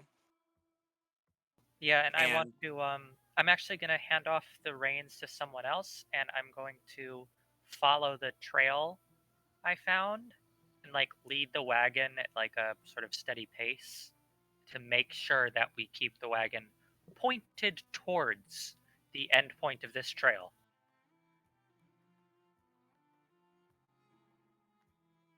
So you continue forward. You travel for another 20 or 25 minutes before you hear the sound of footprints. These footprints or the sound of footsteps. Sorry, footprints don't sound like anything. Right. You hear the sound of footsteps.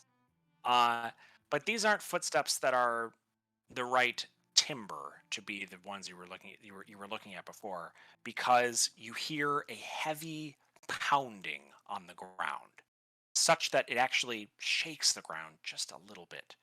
The horses are wary of this. They're trained to keep going with what you want them to do, pretty much no matter what. But they seem spooked by whatever this is. There is something walking around in a copse of trees that you're headed through that you cannot see from where you are now. Res would probably scamper up to the Dragon's Breath cannon because they're just like, I don't want to die. I'm just gonna stand here ready with the gun if I need to. What I'm sure is the new status quo. Reyes mounts the dragon launcher. Yep. Just like we practiced. Just like we practiced.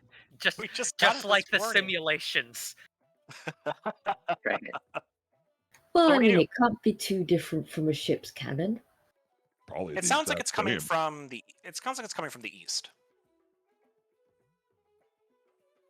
And that it's lost in like the trees.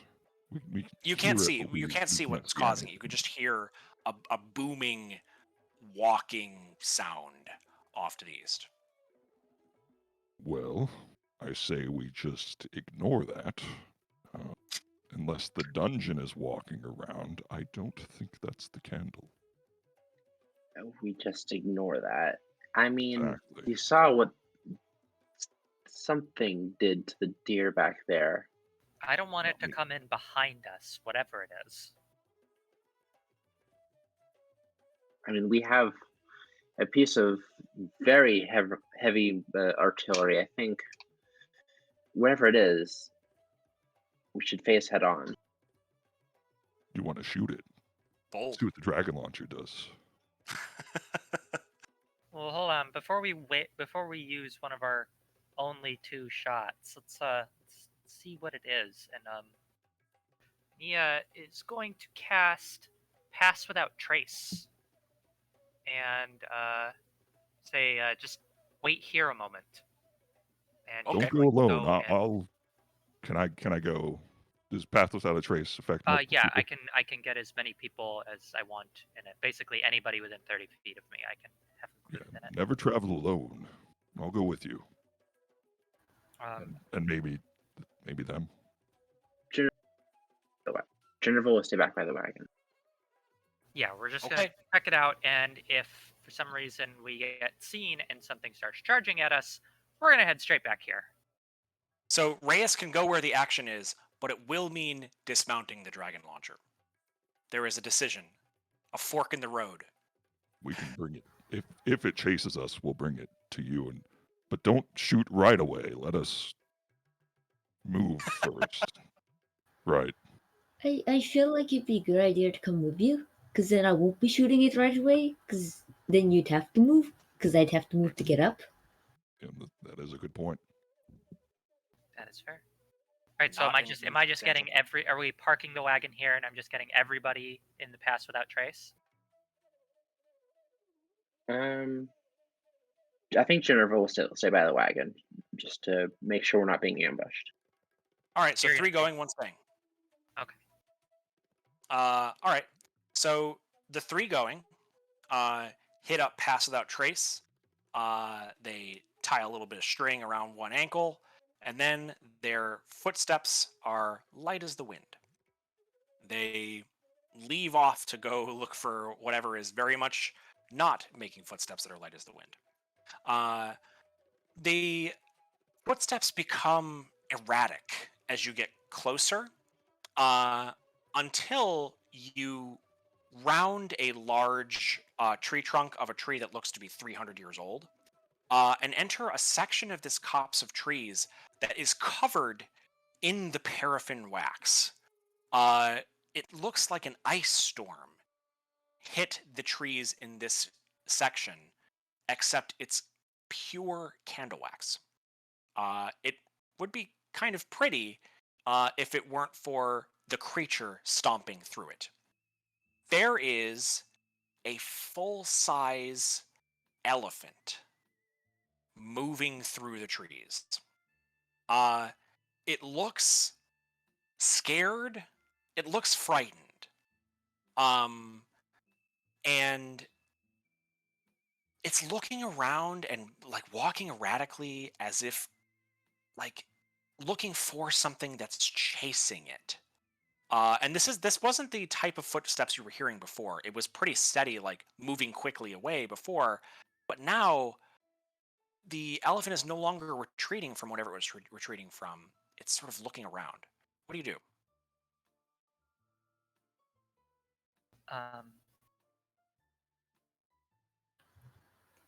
Rhea stands exactly where they are and does not move. Elephants are terrified of mice.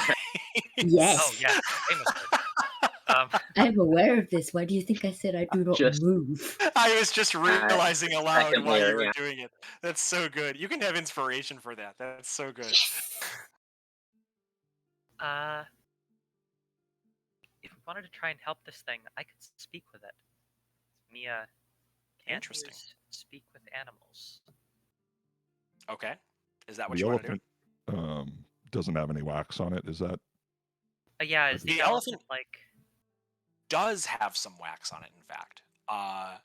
Its tail is covered in the paraffin wax, but it looks like it has shaken off most of it.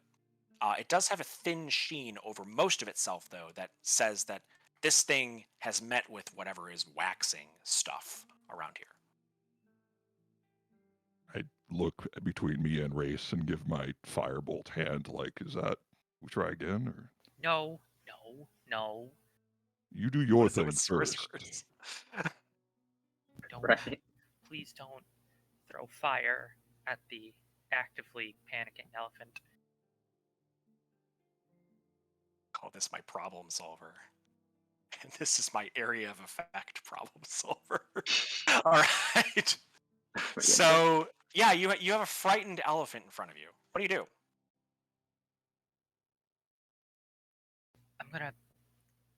I'm going to try and calm it down. See if we can get this thing out of here and maybe learn what's attacking it. Okay. So you lick the tip of your finger and think about animals, and you are innately aware of their language for the duration of the spell. You hear their words and their world enter into your mind. Nia sort of carefully exits the edge of this clearing in a way that the elephant can see her, and says, Good. in that language, whatever way that that sounds like, says, "Calm down. What's attacking you?" Calm down. What's attacking you? Well, I don't know what's attack. What's attack? There's something hot. It's hot. I'm scared. What is hot? Where were you that it was hot? It's around here. Something hot is around here. I want to leave, but I don't know which way. Nia is going to sort of gesture and point towards the direction away from the dungeon. Okay. Says, The stuff is around. It's there too. It's everywhere. It's all around. The elephant is right. If it is talking about what you think it's talking about. There are trees with the paraffin wax in them surrounding it. There is nowhere to go that isn't surrounded by this stuff. Roll me a perception check. Reyes and Kirill too. Natural 20. Boom! Nice. Dropping bombs. Which is 25. 25.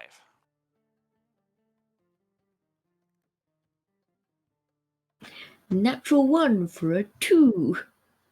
Natural 1. Not dropping bombs. No. Keeping the bombs in the jet. Kirill, what did you roll? That is a 11. 11. Okay, so Mia's the only one that sees it. Mia, with the eyes, glances off to the side and sees that there's a globule of paraffin wax that is moving through the trees. It's difficult to make out because some of the wax is actually sloughing off of the tree and like hits the ground now and again and is dripping somewhat. But there is definitely something moving laterally through the trees, and that's not right. Something is amiss here. There is something here with you.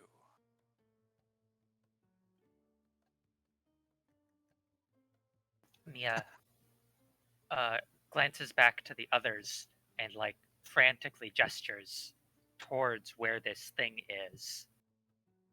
Right. And how far away are we from the wagon? You walked for about 2 minutes. So I'm gonna say if at a dead run, you are 7 or 8 rounds from the wagon. Oh shit.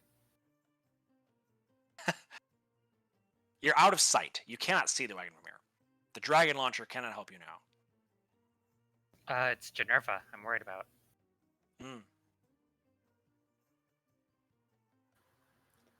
As you look at Reyes, they're seeing where you've pointed and everything.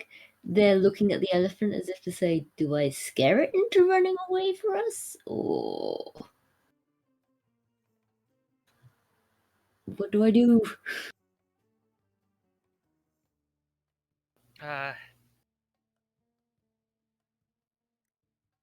The elephant is still panicking, is sort of stomping around, and its movements are getting more erratic. It's getting more panicked, and it has stopped speaking any intelligible words. This is a creature in the midst of severe panic.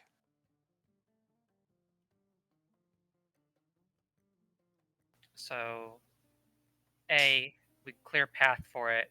B, take on whatever this thing is. And C, get Generva. Yep, those are some options. What do you do?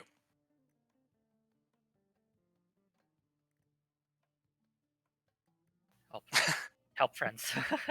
Yes. Please help. Reyes is literally looking at you just like, do you want me to scare it into going a route or what? Because I am no help. Flip the firebolt hand. Kirill holds up the problem solver. Problem solver. Mia has no help. Generva is unfortunately not there. We can distract it and then run back to the wagon. I mean, elephants are cool and all, but what do we do about an elephant? This elephant will be okay if this thing isn't attacking it. So let's go and get this thing's attention before it, I don't know, globules itself onto elephant friend. Idea? Yes. We fire a fireball in the direction that we want the elephant to go. I then scare the elephant into going that direction so it goes through the wax and away from here.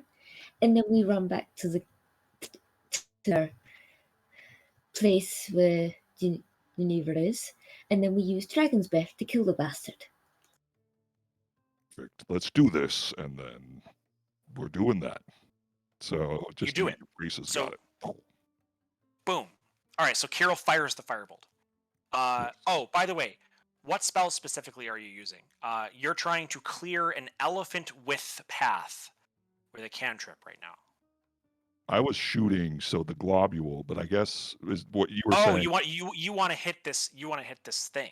Whatever it is that's attacking. I mean, I guess I can. Oh, If we're trying to clear it, but I understand now. We're not using this one. We're going with this one. We're throwing a fireball at this. I mean, it's up to you. It's up to No, you. that's what's happening right now. All right, so it's a fireball. Yes. God. All right. What's this worth? So, okay. Oh boy. The fireball card has been held up. That is final. Hero holds his hand out, and a ball, appropriately named of fire, shoots from his hand and into the trees. And there is a spectacular light show that pretty well freaks out the elephant. But even more freaky to the elephant is the unnatural movement of Reyes, the mouse, who sneaks up behind, just offending every sense that the elephant has. It's the most stressful situation of this poor creature's life, but to your credit, it does decide to run the direction you want it to run. It runs straight through a large lake, like a pool of wax left over from Kirill's fireball, and darts off, thundering off into the distance. Is it going in the direction of pool- the wagon? No, it's just headed. No, it's not going to run over the wagon. It's just sort of headed like to the side. Will Generva see it? I mean, You might. Yeah, Generva does see it as it runs past. okay. Well, that was effective. In the pool of wax, a globule grows up out of it for just a moment, the size of Reyes. A smooth, roundish egg head grows up out of the pool with a pair of shoulders that join it on a neck. Two glowing eyes. Oh, thank you for the music. Two glowing eyes open up and regard the three of you for a moment before disappearing back into the pool. with no, it leaves no trace. It pops up for a second, looks at you, and then disappears. That was weird. Okay. This is its Paintable. eerie theme song. Right. So eerie. By the way, Generva, having seen the elephant, she's gonna start forward at like a slow pace, but like she's going in the direction that the others went. Okay. Now that I think about it, Generva notices something about the elephant. It gets about 30 feet away, and I'm gonna say she does see it. Generva sees the elephant snap out of existence. Oh. It's there, and then and it's gone. There's just nothing there. Air rushes in around it in a little bang, and it ceases to exist. She is going to immediately halt the horses. Just kind of mutter to herself, I don't think anything is good that way. So Generva thinks that something has unmade this thing. That's kind of the implication. Okay, yeah. No, that's fair. That's fair. All right, so the three of the three goers are coming back to the wagon, yeah? All right, so the three goers are back to the wagon, and everybody has news for the other team. What the hell was that? What happened? What? We saved an elephant. We did a good deed.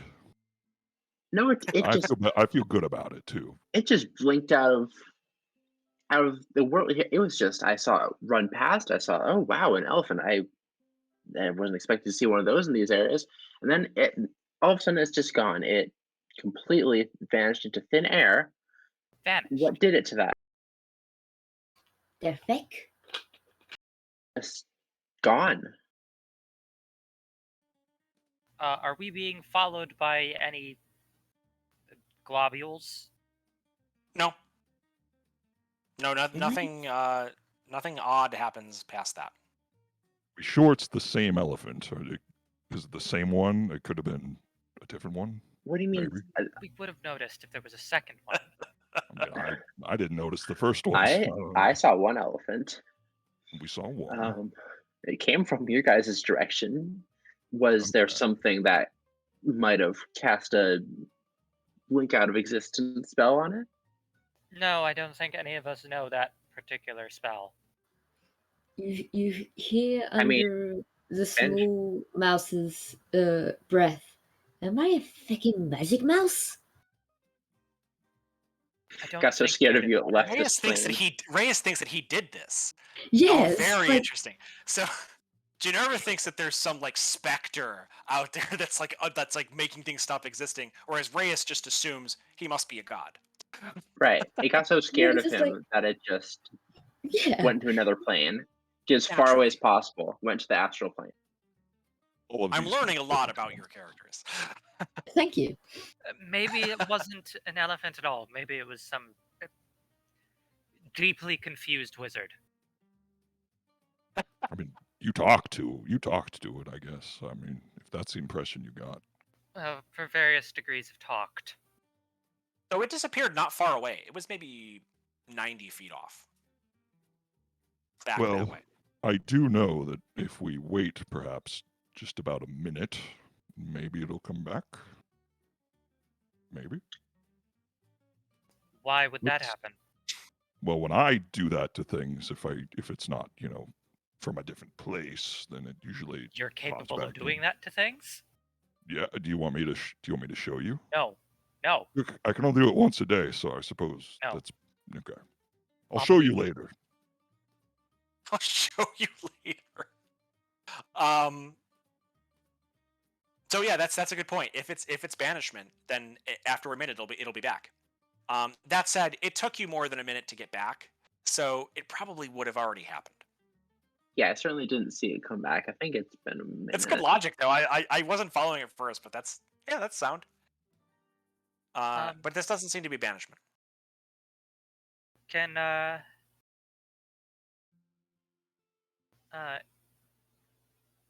is there any like trace of like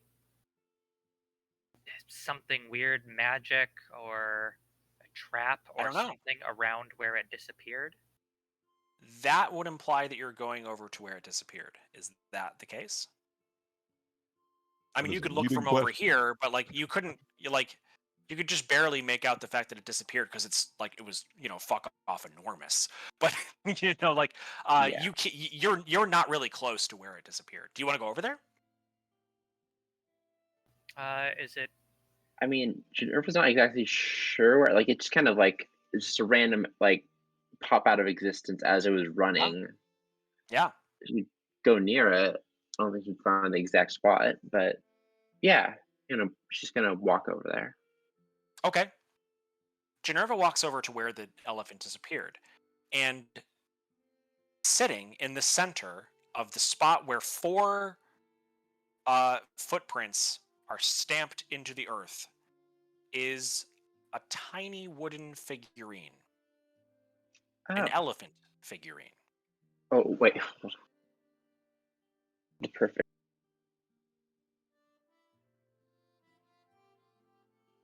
Mia kind of comes up behind Like her? this. No way. No shit. You have an elephant I figurine. have an elephant You figurine. didn't even have to stand up. That is incredible. You take Holy- inspiration. That's that's real weird, but I'm gonna give you inspiration for it. It's You for didn't another even have to turn all the way campaign. around. It's in another campaign. My character has an elephant that can summon a real elephant. It's a cool thing. Yeah, I did not know that, and that's very strange. But that is really strange. who had detect magic? I cast it before. It I was you, can yeah. do it again. Uh, uh, you might not be surprised to learn that this is a magic figurine. All right. Yeah. Can't believe that happened. Gonna pick it up. Eerie.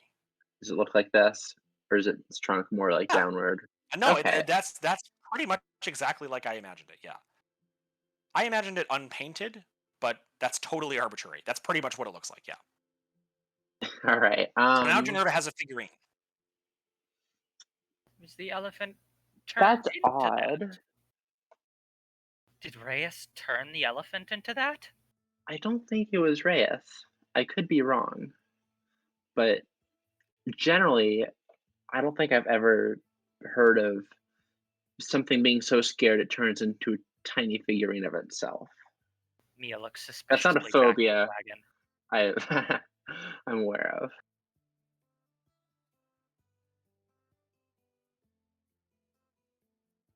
So you have a magic figurine. I think this figurine has a. I'm gonna say, yeah, it's got to be a conjuration aura. If you were curious, it Okay. looks like conjuration magic, of some kind. Well, that's pretty weird. Let's take that with us and see if we can find the entrance to this dungeon and shove our I wagon. have dispel magic. That might be a terrible idea. I like it more when it's small. It is Okay, easier to hold in any case. we can keep this summon a friend whenever Yeah. we need it. Exactly. All right. I feel like I you think that should might be have it helpful. too. All right, so now Generva has a figurine that has some kind of magic on it. Kai also has a figurine, but it's, Oh, I have a dragon. all right, so what are you doing? Back toward the dungeon? Back towards the dungeon. Okay. Yeah. So you move back in the direction that Francesca pointed you toward, where this apparently a lot of wax is, and it becomes more believable as you get closer because those paraffin trees become more and more common as you get closer to the point where where Francesca told you the entrance to the dungeon would be.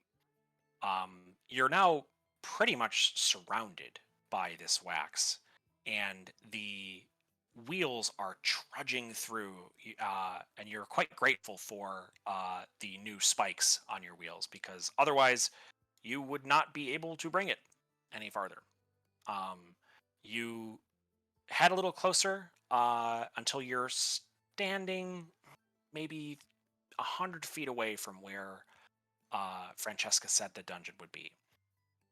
Before you, in the center of this large copse of trees, this small wood that you've been moving through, is a column of paraffin, a cylinder like a giant candle sticking up out of the ground, up 100 feet in the air. Yeah, about 100 feet in the air. At the bottom, in the center of this column of wax, is a doorway that has been melted out and around with thick globs running out over the open ground from where it was melted out. And there is the rough and uncertain shape of a staircase leading down from the bottom of the candle. You know, when Francesca described a dungeon full of wax, I was kind of picturing a cave that was just kind of coated in it. I wasn't actually picturing one made of the stuff. Do you think this Yeah, is it? Is this the one? I don't Yes, think we're going to be able to get. Kirill, I think this is it, Kirill. Yes. Right. I don't think we're going to be able to get our wagon through here. Should we try to get the what do you call it? 5 feet wide, and the wagon is decidedly wider. That's true. Dragon slinger dismounted. What did he call it? Dragon launcher, please. Dragon launcher. Yes. Surely the technical word for it. Yes. Should we try to get that down? I could carry it if you want me to carry it.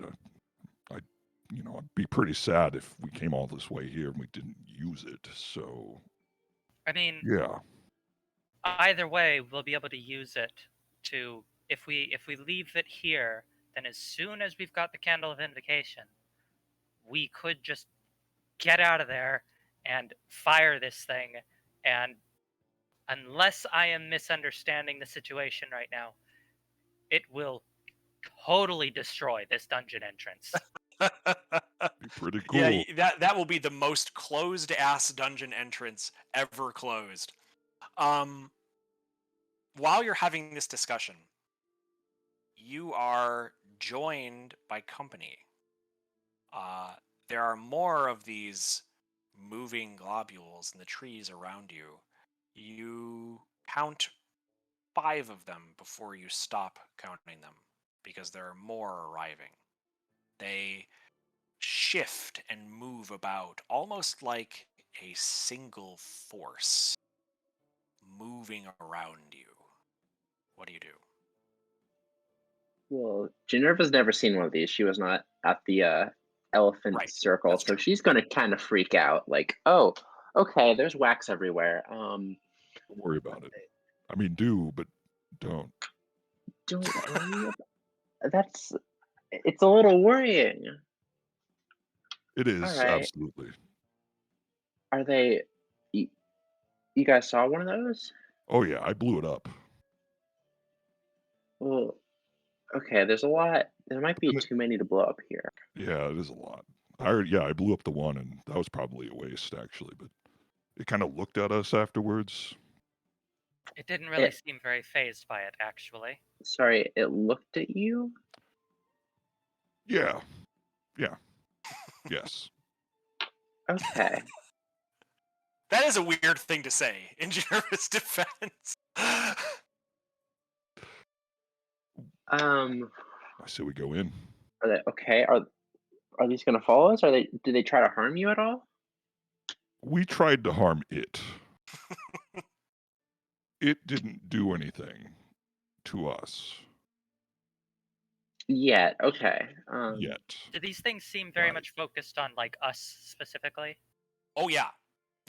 Would it be Uh, possible to you- send the horses off someplace else? Yeah, absolutely. I thought we were just going to leave them. That's because you're a monster, Sally. No. Yeah, the horses die on like every adventure. It doesn't matter. The beast world is just littered with horse skeletons, just everywhere. Oh, there must have been a dungeon here because there's 2 or 3 horse skeletons sitting around on the ground. No. So yeah, you can unhitch the horses and let them go. They are trained to come back. Okay. Yeah, we're gonna. Mia is going to quickly do exactly that, unhitch them, and send them on their way before this becomes the fight it seems to be about to become. Okay. I've never thought about this before, but I bet that Litfeld wagons have a mechanism that allows their draft animals to be unhitched very quickly for just this reason. It probably takes longer to hitch them up, but there's probably like an escape latch that lets them run off. Because this has got to be something that comes up for Delvers. Kind of interesting. So yeah, the horses do as they're bidden and leave this stressful situation. And the candle things don't follow them. They are still surrounding you, shifting and moving around as if a little bit curiously. Eyes flash open as if daring to expose themselves for the briefest of instants, and you can just catch it in the corner of your eye.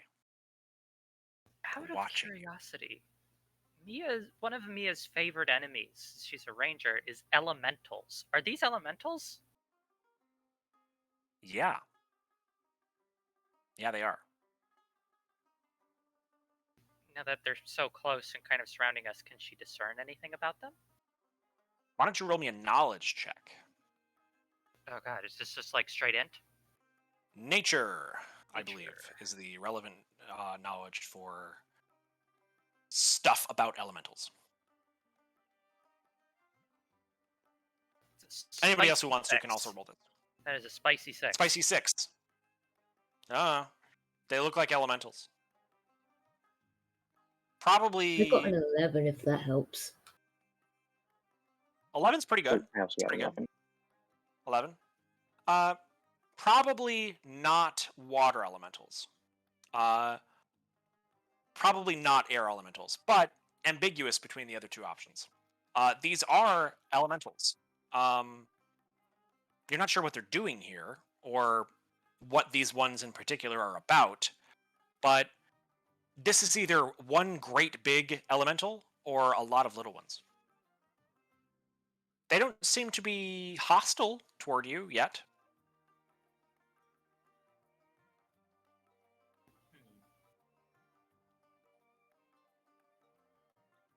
Do they seem to be bidding us to head inside? You could interpret it that way. They are not doing anything toward you. You might get the sense that they're waiting for you to demonstrate something, or that they are watching you to study you. They're keeping their distance, though, and they seem to be working to keep their eyes closed too. Gonna So do what do you do? something. Yeah, you are. Gonna do something weird. Good. I'm gonna point at one, touch my antlers, and I'm gonna cast the spell Message at one. I'm gonna say, "What are you doing Interesting. here? What are you about?" In common? Yes. Okay. Interesting. And it can reply mentally. Mentally? Yes. Really? It's telepathy. I didn't know that. Target hears the message, and it can reply in a whisper that only I can hear. So I assume it's some Okay. sort of... Yeah, I assume that it's like, so message is like a vibration of the inner ear. You are whispering Yes, directly into someone's ear. Very Which different. is important because it's not telepathy, Exactly. and it can be heard under certain circumstances. Anyway, so you vibrate at this thing, and it reacts. It doesn't. Sorry, it doesn't. It doesn't respond verbally, but it does jitter. You know immediately which one you targeted because it kind of freaks out a bit, and it moves in a way that's like, oh my god, oh my god, oh my god, oh my god, and then it slows down and seems to make up its mind that it's not about to die.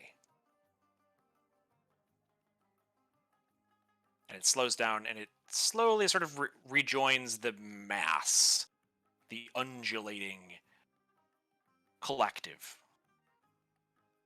of paraffin things. What else do you want to try? The door is ahead. Yeah. The creatures are around you. They're afraid or something. I don't think we have to worry about them out here. I say forward. Be very wary. Yeah. Somebody Let's head look inside. backwards. Somebody walk. Can somebody walk backwards? Can one of you? One of you can probably do that. Kirill is unable to walk backwards. I mean, if I'm on top of someone, I can look backwards. I'm not very good at walking backwards. I'll give you a boost. That's adorable. A little Kirill will scout. offer a boost up Reyes, onto his shoulder. This is a pissed off little scout. um, The scout So, with okay, all so the Ray- issues. Reyes is scouting behind. I mean, Kirill and Reyes both see the same thing, which is a lot of these weird blobs. And, well, I guess only Kirill sees the door ahead. Are you going in? Are you staying out? Let's go. What are you doing? Let's head inside, and as soon as we've got this relic, let's get the hell out of here. It's a good Okay. idea. So, you walk through the doors, if you can call them that. It's more just like a hole in this giant candle. There is a staircase. Carefully, by the way. I want to make sure we're not just walking into like some kind of wax hit trap. Yeah, I assume that after the one ahead of you visibly falls down into a hole, into a pit of boiling substance that the next one also just walks as well. That is how it works. Right. Once you say what you're doing, that's it. Yeah, I just narrate. No. There's a staircase, in a matter of speaking, that leads down. It is not as slippery as ice, or like, it's not like walking on frosting. It is like hardened wax, but it's still strange to walk on. It gives a little as you walk on it. Like this entire place is threatening to close around you at any if things heat up anymore. Speaking of which, it is cloying hot in here. It is 110 degrees Fahrenheit or more. Just sweaty hot in here, which is part of the reason why the stairs are giving out from under you a little bit. You walk down further into the staircase that leads into the underground, and you are surrounded on all sides by this substance. And quickly, the light from behind you is no longer sufficient. It is dark down here. Best light on the antlers. Ready Anybody for this. got a candle? God. Sorry. Yeah. We're All right. So Kiro puts up light on his antlers. Thank you for trying, Celius. Everyone else stared at me with this face. All right, what's next? Listen. Yeah. Generva has Joke, dark vision. then She's description. fine. Joke, then description. All right, so Kiro puts up the light, and you head down further into this cave. The color of the wax, which has been off-white this whole time, slowly changes in a gradient as you head deeper into the pit of wax. It turns to a rose pink color, and then slowly deepens into a blood red color.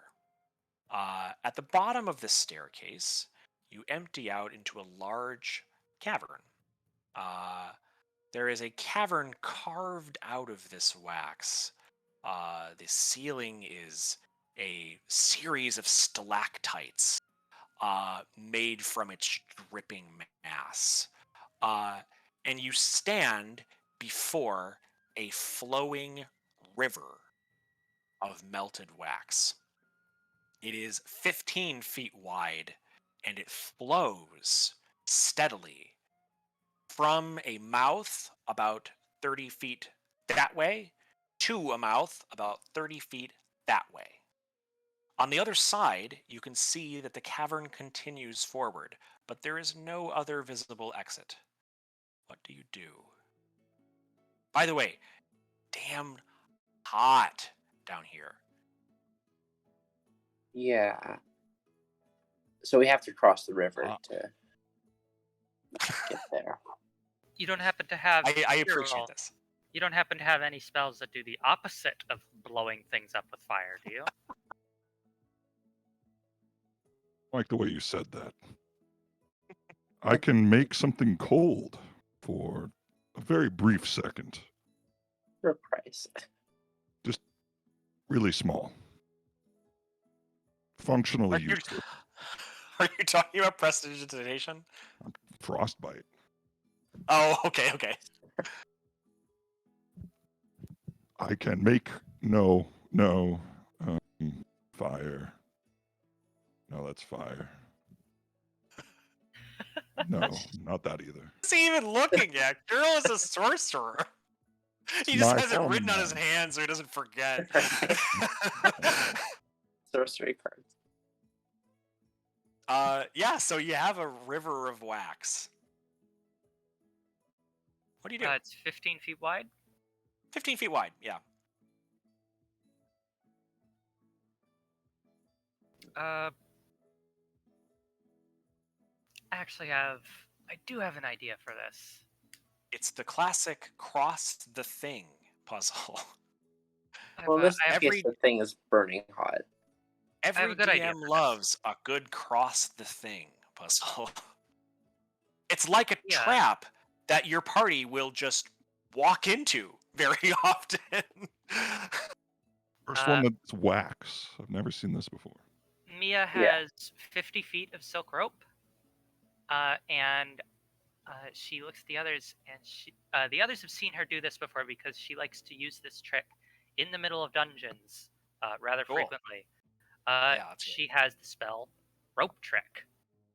She's going to suggest that she casts this spell in the middle, like she sort of tosses the rope out, like over this river of wax and casts it, Yeah. so it hangs essentially from the middle, and we can swing across. Okay. That sounds like a good plan. Just you have to time it correctly. Right. Well, yeah. Grab it as it goes. Is this something Mia has ever done with Rope Trick before? I don't know. Has she? Probably not. No. Sure. Yeah. Dozens of Well, times. okay. Yeah, we've crossed rivers. This She is did a it this different morning kind. to go get eggs. Like she wanted to cut in line at the buffet, and she did her classic rope trick move, and she just jumped out. There was nothing underneath; it was just the ground. But she just Right. loves doing the rope trick thing so much, and people are not impressed by it anymore. Everyone has seen it many times. It's like the guy that you know who knows one magic trick, and like every time he sees you, he wants to do the trick, and it's like, okay, yeah, I know it's my card. Well, my friends like it because they have been saved before by it. That's what I Yeah, said. it's about to save your life again. right. So yeah. All right, so you cast it out. I'm sorry to lead you on this weird hypothetical. So you cast out the rope, and the rope trick works. You now have a suspended rope out across the river. You're standing about 10 feet from the edge, and I assume you're holding onto it. Yeah, holding on to it and sort of gonna tie a knot in the bottom of it. Oh, smart. Test the. I know that it will hold because of the spell, but test to make sure it holds my weight and kind of pull on it. Yeah. All right. Now what? Is Mia going cross first? Now there is about a 5-foot drop. Not 5 feet, maybe 3-foot drop into a sort of gully is the wrong word, but there's a drop into the river. There's a fall, if you will, into the river. I don't know if that affects your calculus at all. I just thought you should be aware. How far does she have to swing to make this work? 15 feet. It's 15 feet wide. And She how can't tall very is well. the ceiling? I'm gonna say 20 feet. 20 feet. Okay, so she needs like a good running start to sort of. Or We're gonna start doing some trigonometry to figure out like the arc length, and Right. you could do this calculation. Please don't, though. It's not necessary. You're just gonna touch me on the shoulder and give her guidance for D4 for an ability check. Thank you. Okay. And I will remind you that as a feline, I can add quite a bit to my strength score for the purposes of jumping. Yeah. Cats jump. This one does. Strength score is treated as 6 higher for the purposes of jumping, which would make my strength for this effectively 18. What's the vertical of someone with an 18 strength? Will it be more of a long jump in this case, right? Like Yeah, it might be. assisted by the rope. So you want to run to the edge and then jump. Yeah, I was swinging across, like almost Indiana Jones style with this rope. So you want to run to the edge and then swing across. Yeah. Okay. I'm going to stop you right there. Because you have a new problem. And because you're in a dead run, because you're running, you want to make a 15-foot lateral jump. So you are running. So you don't quite notice your trouble until it's a bad problem. Your feet disappear into the wax that is not solid enough to hold you. There is a large section of the edge of the bank, if you will, of this river that is now making its way to become part of the river and taking you with it. Roll a strength save.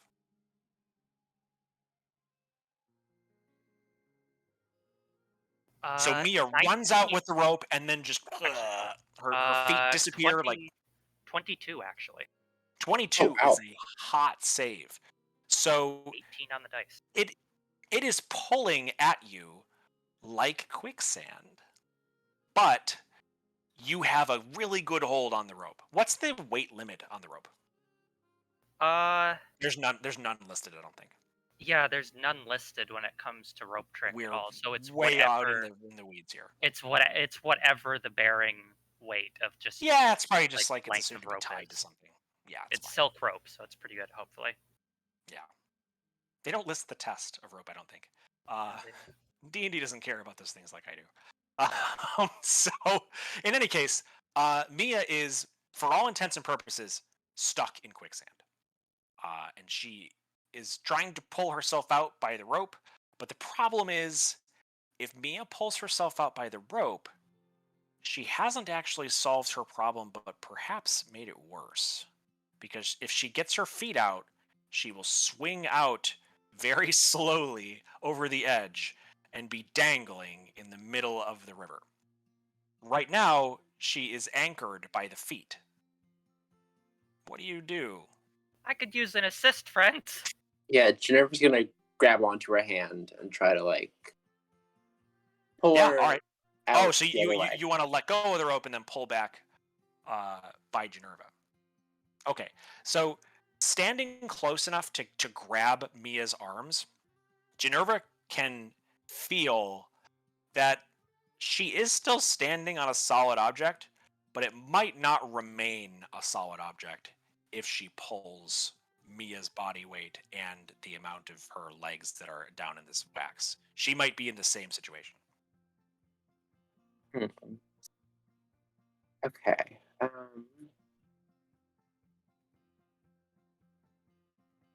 So what do you want to do about this? Someone else grab my hand and we can Kirill form runs up and does the exact same thing. Reyes and Kirill are standing at a safe distance, watching the two of you try and do something. Reyes is doing calculations right now of something completely different while this is all happening. If you grab my hand, I hope that the calculations come to a useful conclusion. Kirill, what are you up to? There's a heavy falls of hoofs as this big elk comes barreling towards them, and Careful, the wax is really soft. The exact same thing. The wax is really soft, Kirill. Please. I've got you. God. Okay. Grab my hand. If I grab your hand. Yes. And I grab Mia's hand. We all pull. Do you have a strong how? Oh, I'm very big. How sturdy are your feet, though? I feel like you might sink in too, unless we're trying to avoid. His feet are such tiny points, just pushing the maximum amount of force into two tiny points. Yes. I did say I didn't want it to be incidental that you were animal people, and now I'm using it to punish you. Well, they're feet shaped. How about, I decided what species you were going to play, and then I punished you for your not decision. Here, like all good DMs do. Exactly. Kirill, you sit down on your knees. Oh, you're tall. You're a tall guy. Yeah, I can absolutely. grab your hand from there, and I can pull Mia. If you pull, I'll pull. You'll sink in less, I think. So if we all just climb the rope, then we all give it everything we've got, and we just all climb the rope together, we can all end up stuck in the middle of this river. No, I'm trying 8 to hours. get you out. I love cross the thing puzzles. I will never run out of ways to make them vexing. So, chat has kindly given us the weight limit of rope trick. Oh, what is it? According to chat, specifically Dabba Raccoon, it is 16,000 pounds or 16,000 pounds.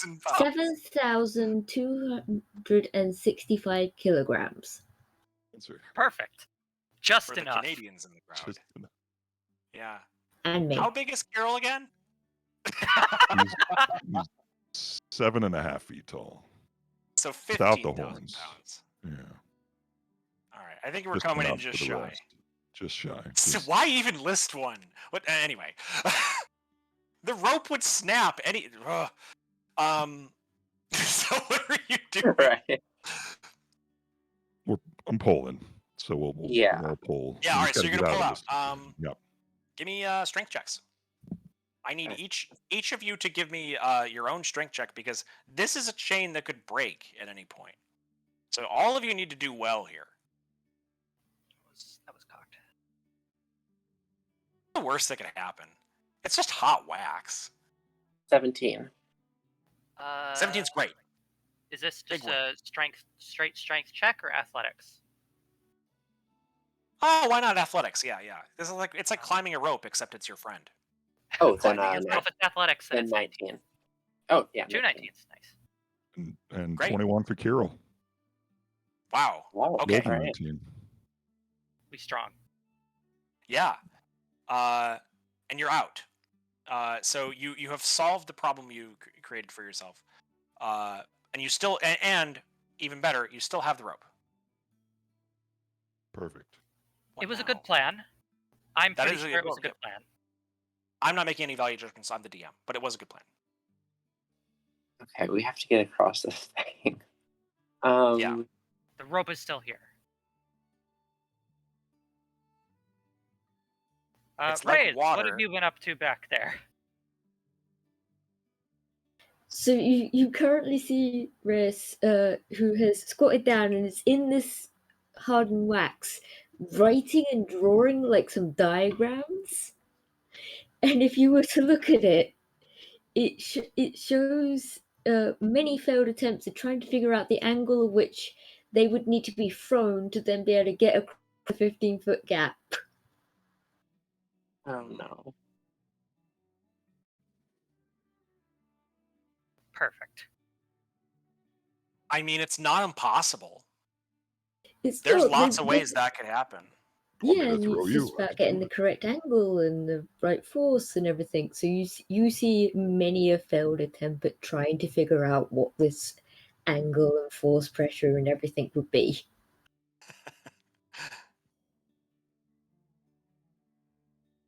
In other words, it would be something like this.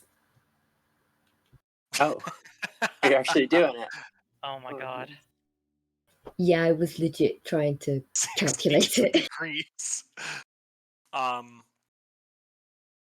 You could do it like a hammer throw, and grab Reyes' arms and use centripetal force to get farther.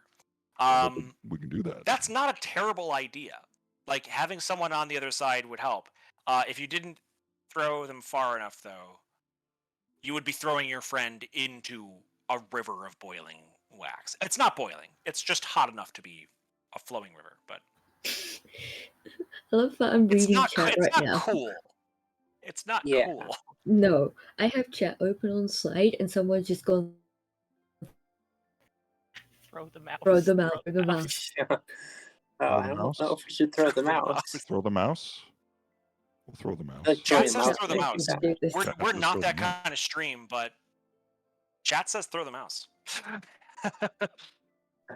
Well, Carol goes up to Reyes, Carol's a big guy. picks her up, kind of looks at him face to face. Yep. You sure you want to do this? Let's freaking go. All right, let's do this. God. I'm very big. Oh, no. This will be easy. Mia is going to get into position to try and get ready to maybe swing into a rescue operation here, if not across to the other side. Oh, it'll be fine. Genevra's That's gonna give Garrett. Kirill guidance. So another Oh. D4. Excellent. I have an Reyes is- important question. I have an important question to ask. Mm.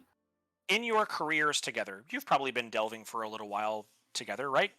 This isn't your Yes. first time together. How Yeah. many times in your career have you thrown Reyes, Kirill? How many times? Give me a number of times. Well, let's see here. You've said this is a cross the thing puzzle, which has probably happened many times. Many times. Not like this. The number 27 speaks to me. Yeah, for some 27 reason I times. was thinking 27 as well. Oh, Beautiful. This is well, there we Single have brain it. cell. this is the de facto solution. They use Kirill throw Reyes as the solution to problems that don't even have anything to do with the positioning of people. With Exactly. combat. What should we have for lunch? Well, maybe Kirill should throw Reyes. Mia does Yeah. her rope trick, and then Now the reason I throw him. And we throw Reyes at the rope. Yeah. The reason I ask is because 27 is more than high enough. I was looking for a number bigger than 3. You can roll this attack roll with advantage or with proficiency. I need you to Okay. hit 10 and roll a strength attack roll. Oh, good. You're With proficient your with weapon. thrown weapon mouse. Yeah, I'll give it to you. It's weird Oh, that so you this wrote is- that in okay, my this is character attack. sheet. I want you Okay. to hit 10. So again, this doesn't apply. Okay, that's You said it's an attack roll, Yep. so no guidance. right. Yeah, that's all right though. Can But if you one have true strike, that would be awesome. Nobody. Yeah, This is the one time. Nobody. Wait, do I have true strike? I rolled an Uh, 8. I certainly hope not. 8 is the number. Oh no. Wait, Oh no. no. Can I use my inspiration that I got earlier? Yeah, you can. Yeah. I'm going to pass it on to you. Please re-roll that. Roll it again. It's a 6. Oh my god. Wait, I can't give you any more advantage than that. Oh no. Okay. I don't have true So- strike now. I'm going to give you the 8 because thankfully, because of advantage, you get the higher of the 2 rolls that are insufficient. But that is not failing by 3 or more. So we're going to say that Reyes' feet plant into the side of the bank on the opposite end. Oh no. Just plant themselves straight in, a full foot. And in fact, it's enough to support his weight, but he has to keep from falling back and plopping his back first into the river. How do you want to try and do that, Reyes? I feel like Reyes would grab like their rapier out and just stick it above them and just hold on to it. Oh, that's such a good answer. And so, I'm yeah. not gonna make you roll anything for that. That's genius. All right. So yeah, you have successfully stabbed the river. Reyes and Kirill have now attacked my puzzle, and in doing so, have solved it. Now Reyes is on the other side. Reyes rolls out and stands up, weighing virtually nothing. The wax has no trouble supporting him, and now he's on the opposite end of the river. From here, it's having someone on the other side solves 99%. You have to be really stupid to fail a cross the thing puzzle once someone's on your side. So I'm going to call it. If y'all are okay with it, Yeah. you can get to the other side now. If, I'm not gonna if make- Reyes Throw has their next. own like set of rope, especially, then like, Yeah, this- Right. this is Yeah. much You'll be- easier. You solve the puzzle I mean, I can throw another by person. throwing I mean, throwing the smallest character where they need to be. Just barely. Oh yeah. What is on the other side of this thing? All right. So on the other side of this river, the hallway continues forward. If you can call it a hallway, it's really just like a tunnel, and it's very wide.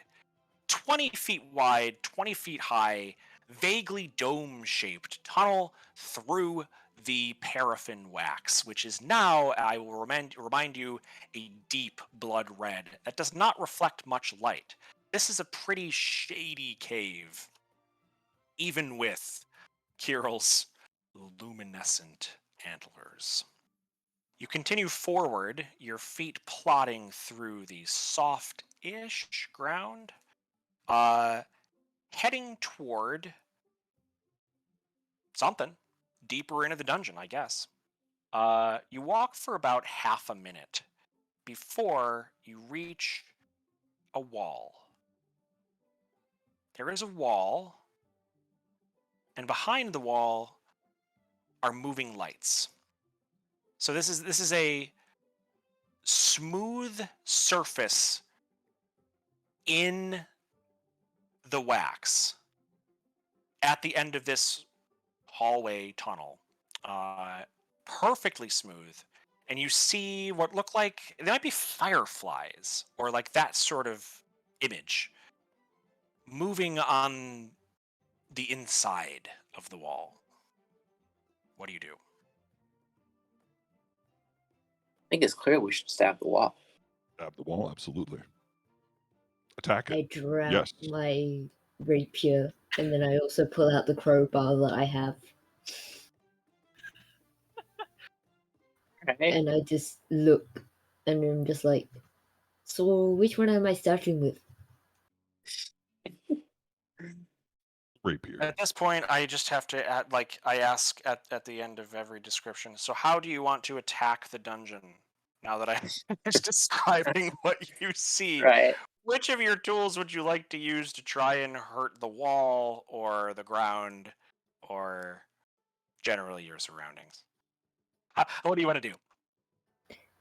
I mean, I feel like Reyes would definitely like take Oh, yeah. their +1 rapier and just be like hack, hack, hack, hack, hack, hack, hack, hack, hack, hack, hack.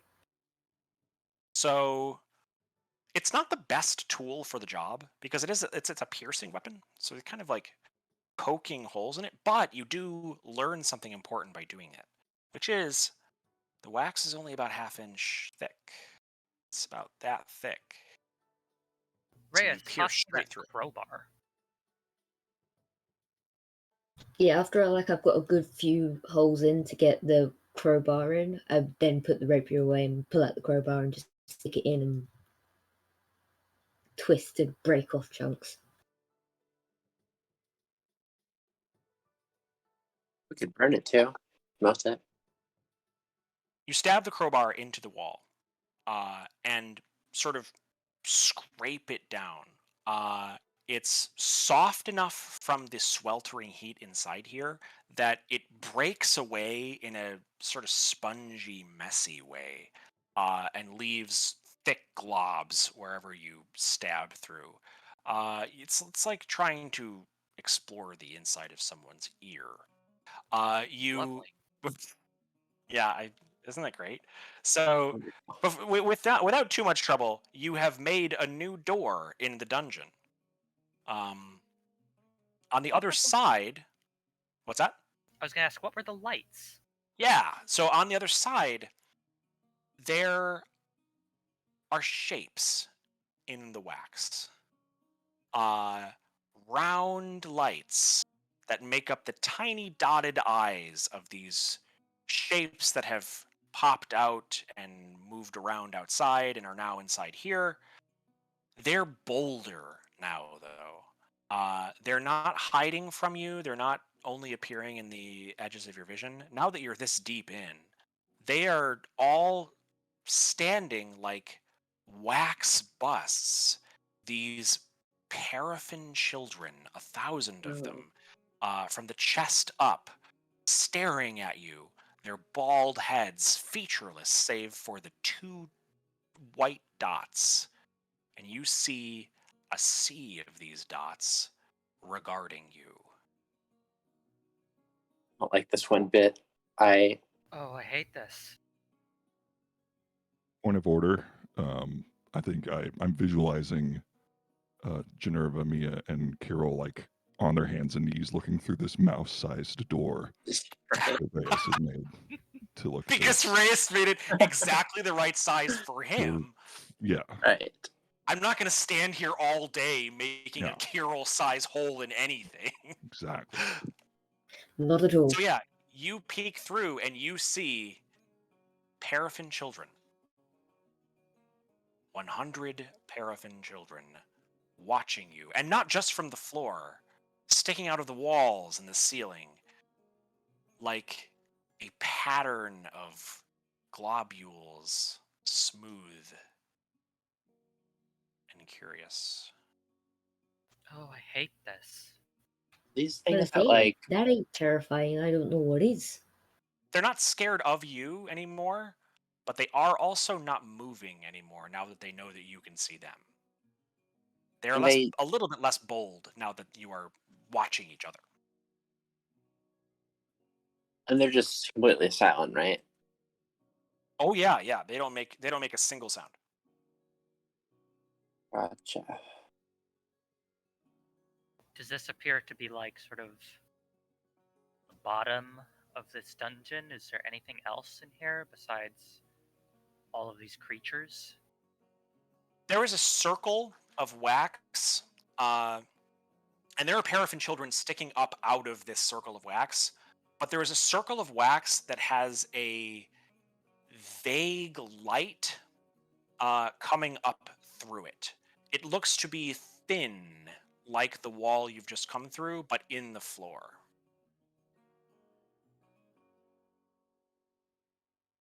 Well, I can clear a path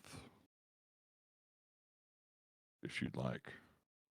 I think we're maybe getting close to the candle.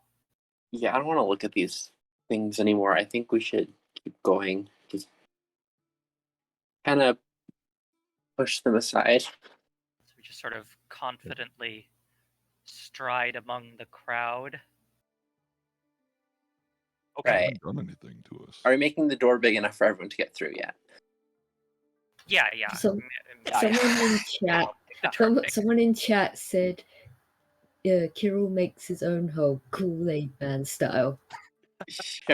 Use my gore attack too. Oh, Celius, Yeah. I need you to do the Kool-Aid Man. Oh yeah, because your voice is so well suited. Oh for it. yeah, right through it. It's like he's in Right. the damn room. Right. It's like I am on voice chat with the Kool-Aid Man. You didn't think that'd Right. be happening, John Kool-Aid. John? Kool-Aid. Jonathan Kool-Aid.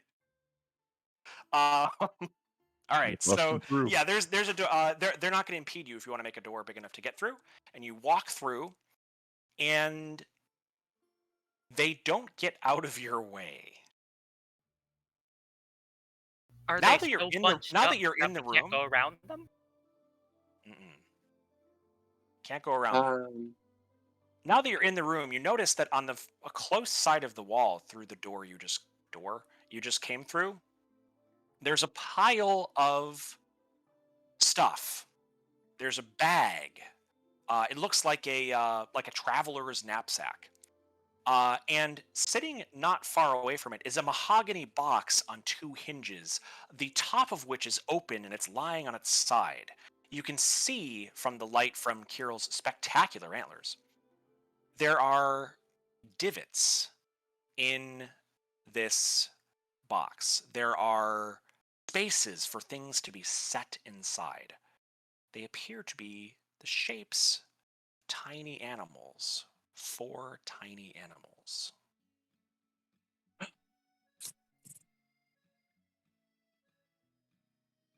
All right.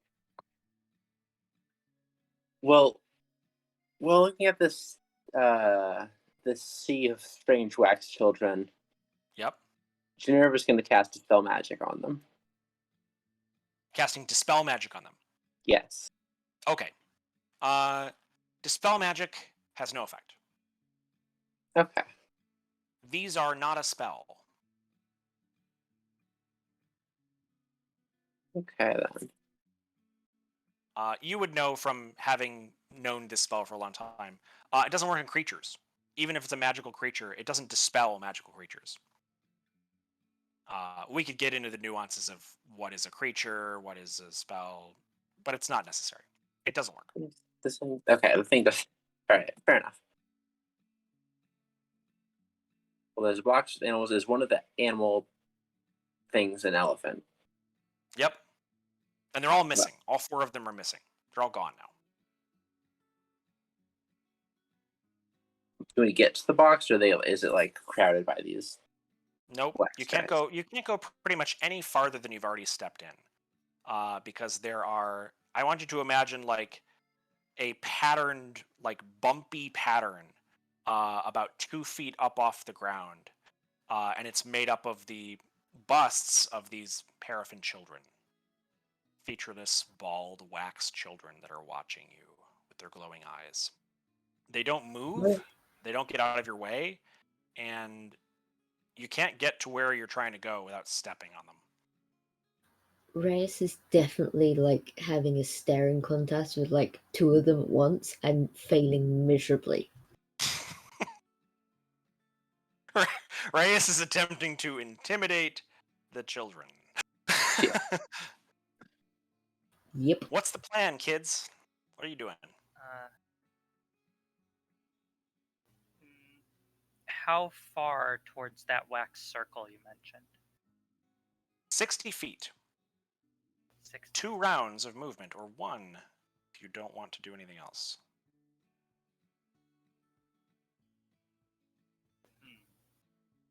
Fireball, of course, has a radius of 20 feet. I thought At this Fireball point- was 30 feet. Well, Radius, diameter of 40 feet. Let me look here. Huh. Fireball's like huge. Yeah, either way, that's it's massive. At this point, I'd say go for it. I don't want these things looking at me anymore. Well, hold on. Minerva, the good Do aligned they- cleric, says, "I don't wish to have these children looking at me anymore. Fireball them, Kirill. Done. They're made of wax. They're They're not. annoying Yeah. me. Kill the children for me." They're kids! She is. Something about them makes her deeply uncomfortable within her Fair. soul. They are creepy. terrible. Absolutely. Does Mia get the sense that this is like one single entity? I don't know. I think I've pretty well described what's going on here, and they're not moving. So, whatever you want to surmise from that. Is there enough space between them to just carefully Nope. step? You will be Fair. stepping on them with every step. Do they react if Mia attempts to carefully and gently push one out of the way? No. Push.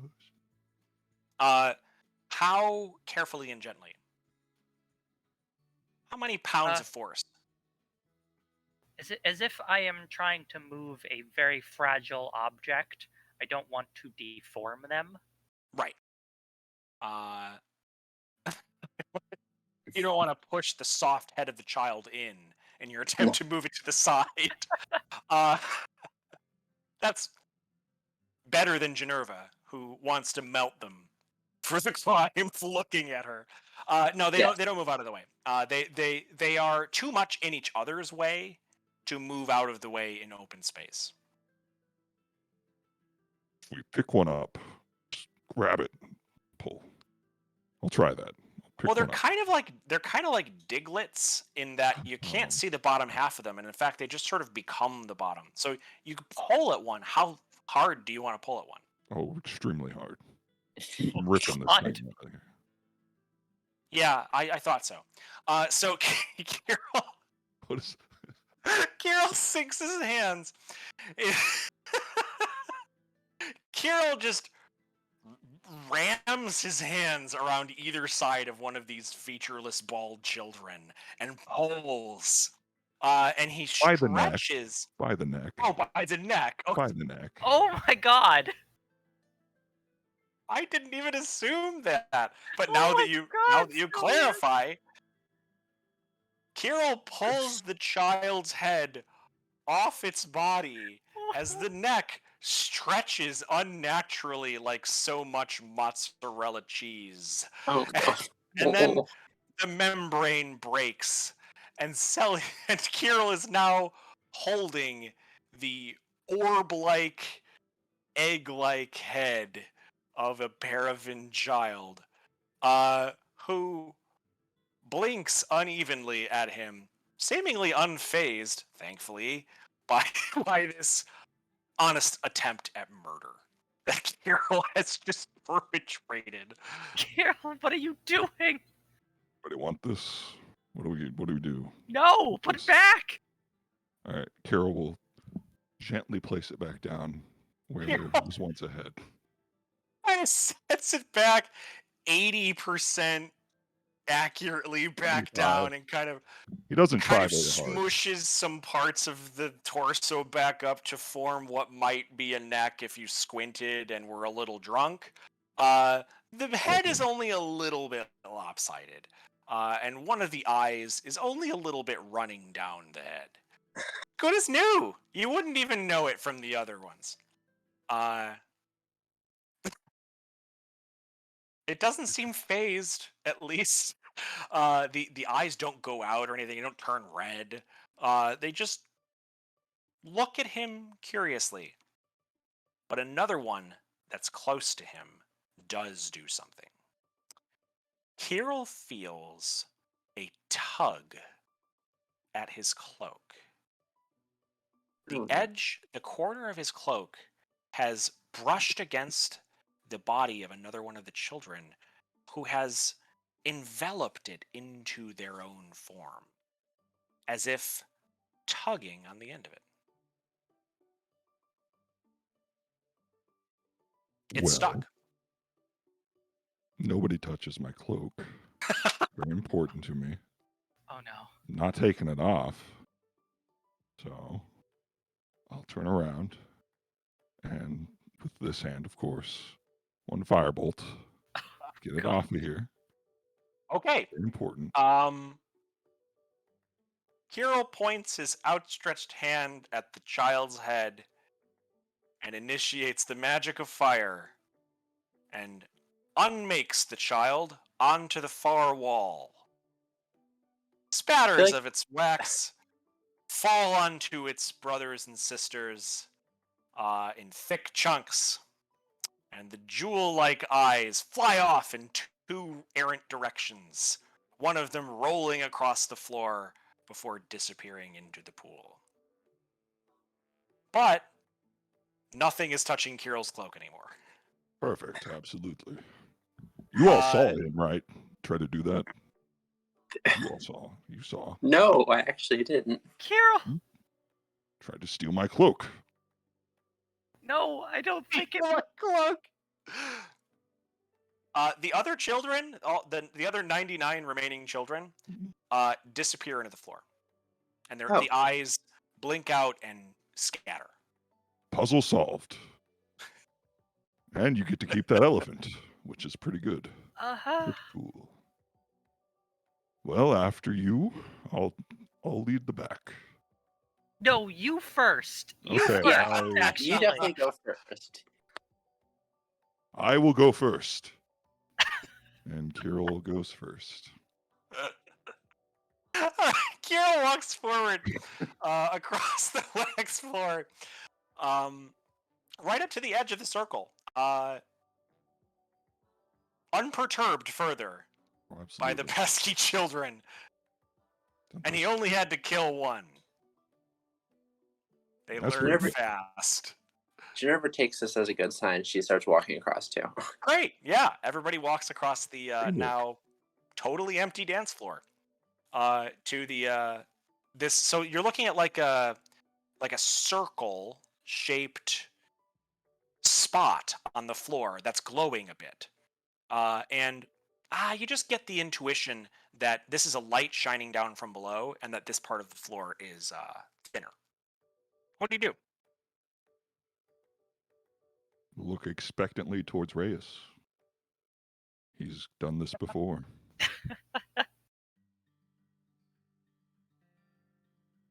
Reyes, your companions are expecting violence. How do you respond? By sighing and then going to stab where they want me to stab with the crowbar. With violence. Yeah. Reyes stabs the crowbar into the floor of the cave and finds it just as easy and satisfying to unmake this floor. Carves a Reyes-sized hole in the floor, which then collapses down into the unknown abyss. There is a warm orange light coming from below, but it is too far away to see the floor. By the way, is Reyes taking care to stay off the spot himself? Yes. Good answer. Is it time for another rope trick? Might be a good idea. That's actually not a bad idea. It's not a bad idea. Do you have another rope trick? I have one more second level slot. Wow. Rope tricks for days.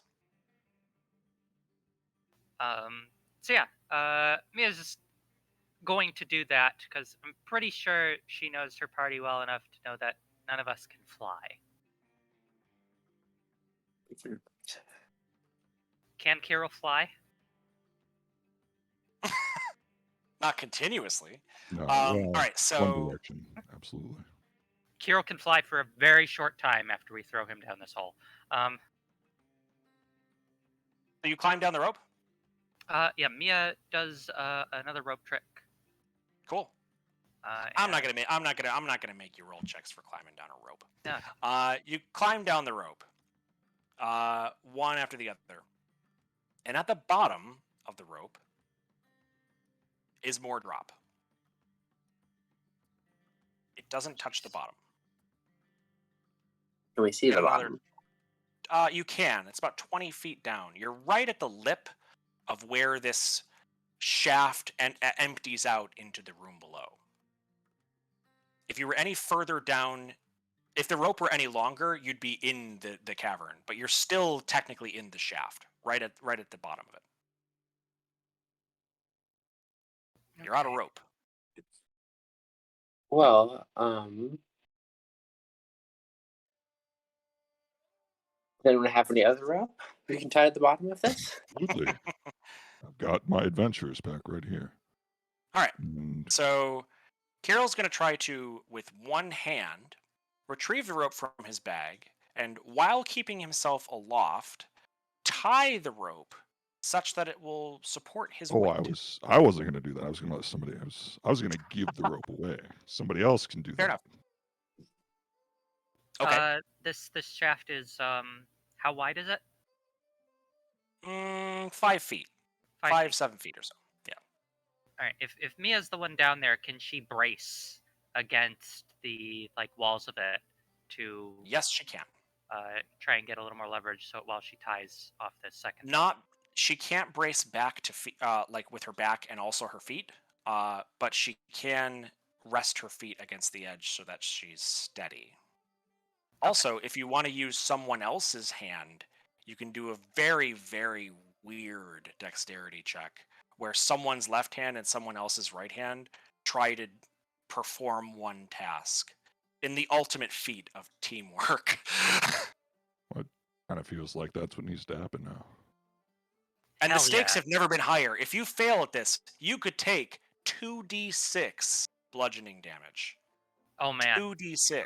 Who's helping me? I can help.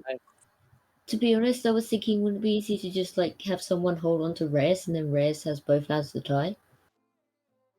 Oh, that's logical. That is a good idea. Genius. That's so smart. Oh, Reyes is so small and light. That's genius. Here you go, Kirill. Take this.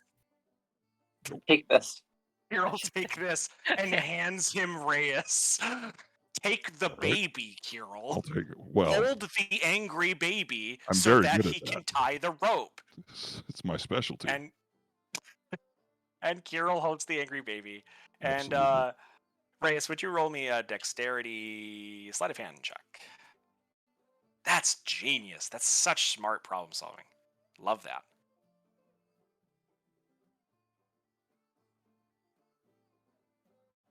$28. God damn. Wow. Never before has a rope been so tied. And you let it fall down into the cavern below.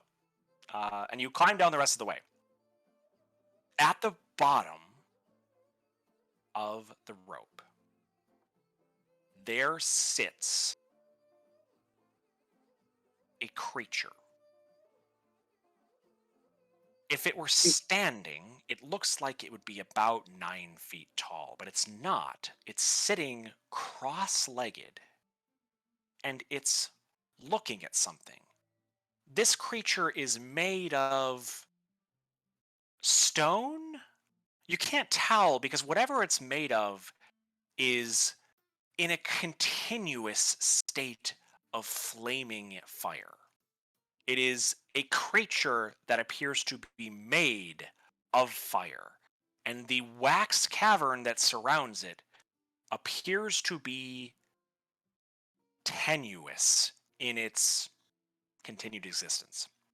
The seated fire elemental is looking up at a pedestal that it or something else has created, and on this pedestal sits a candle. You know that it's separate from the rest of the cavern because, unlike the blood red wax of the rest of the place, the candle is snow white. The elemental has not noticed you yet. You're standing in a very soft, mucky floor-like surface. Any step you take, and in fact, any raising of the foot is going to make a disgusting sound and almost certainly alert it to your presence. What do you do in this moment?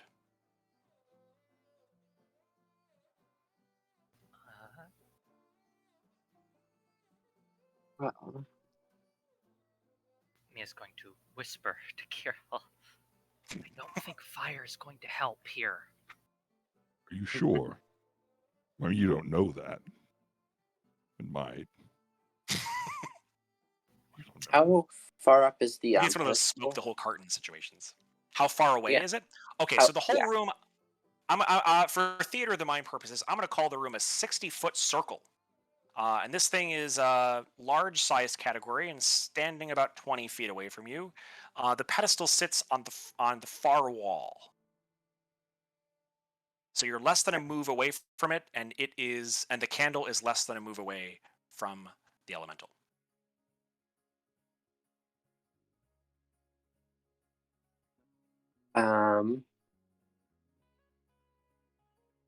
Don't show me the card unless you're casting the spell.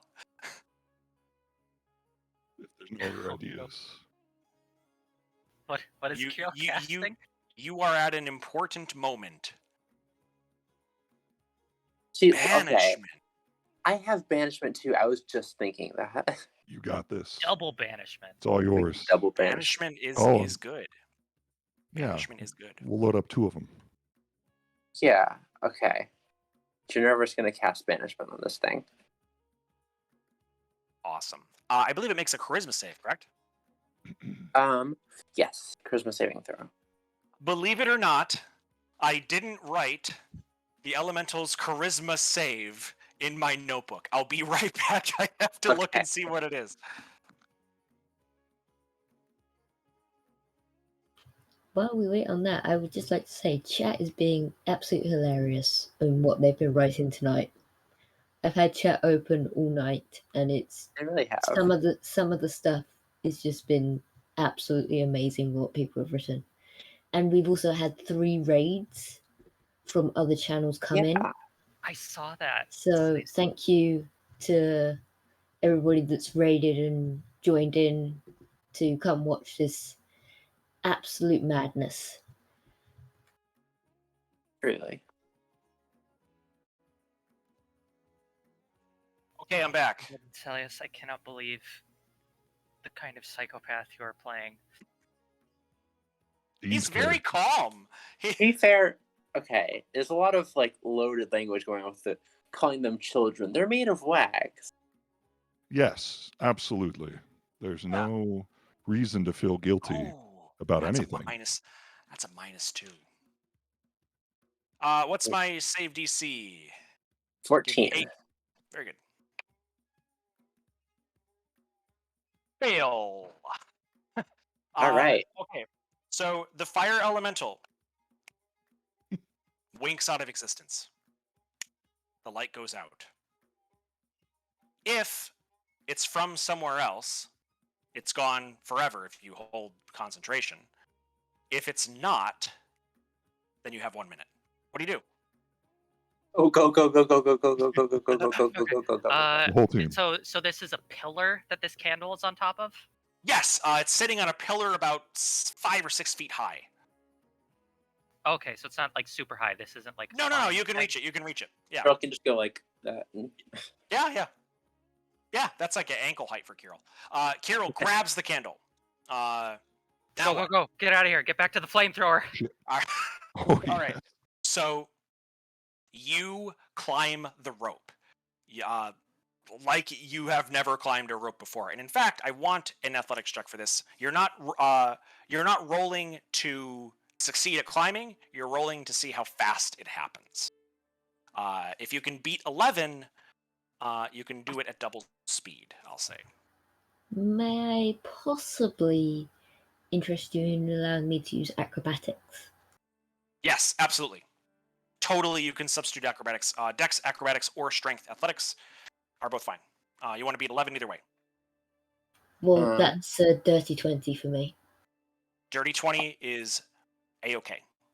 I got an 11. Nice. 18. Great. Kirill? So, how long does guidance last? That guidance you. Oh, a minute, I'm pretty sure, but I don't think I was holding concentration that That is Yeah, fine. your time. concentration is now on banishment. Why do you ask? 7. 7's the number. All right. So here's the scene. Generva and Mia and Reyes rush up the rope. And Kirill, holding the candle in one hand, stashes it in his pack and starts climbing the rope after them. But he is exhausted by concentrating on the banishment spell, keeping that thing wherever it is for the full duration. All right, 4, 2, 6, 21. Up the rope, not quite as fast. At the end of the minute, Kirill is only halfway up the rope, and a soft orange light fills the cavern below him. Oh no. What do you do? The three of you are looking down the shaft. You're up and out. You're looking down the shaft as the light of flame lights up underneath Kirill.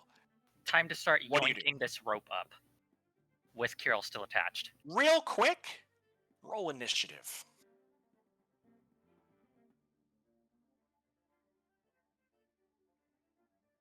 I get to add my wisdom to initiative. Wisdom initiative? Oh, I got a 13. 12. 14. 20. Eh. Damn. That's the good roll. Not for climbing the rope. All right. So it's going to be you guys, and then it. You all beat it. That's Oh, wow. so convenient. It's so convenient for me because I don't have to break up the roll. It's great. Kirill, you are first. What are you doing? You can climb 15 feet half your speed with a good acrobatics check. Is that what you want to do? I would like to take my action to use the spell haste on myself. Very, very smart. And I will be very fast now. Yeah, you even No. still get your move, I believe. Yep. that was So the you can action. be up and out. So, okay, Reyes, go. The minute I see... Oh, Reyes is definitely Yep, he is out. grabbing anything in the room. Just grabbing anything in the room that seems worth grabbing. All right, yeah, you grab that knapsack. Ah, the loot-minded. I love the loot-minded. All right, so you run over and grab the knapsack. You feel a tug at the end of the scabbard that your sword rests in. It's one of the Paraffin children who is trying to grab the magic item that you are carrying. They like magic items. You can get yourself free with a strength save.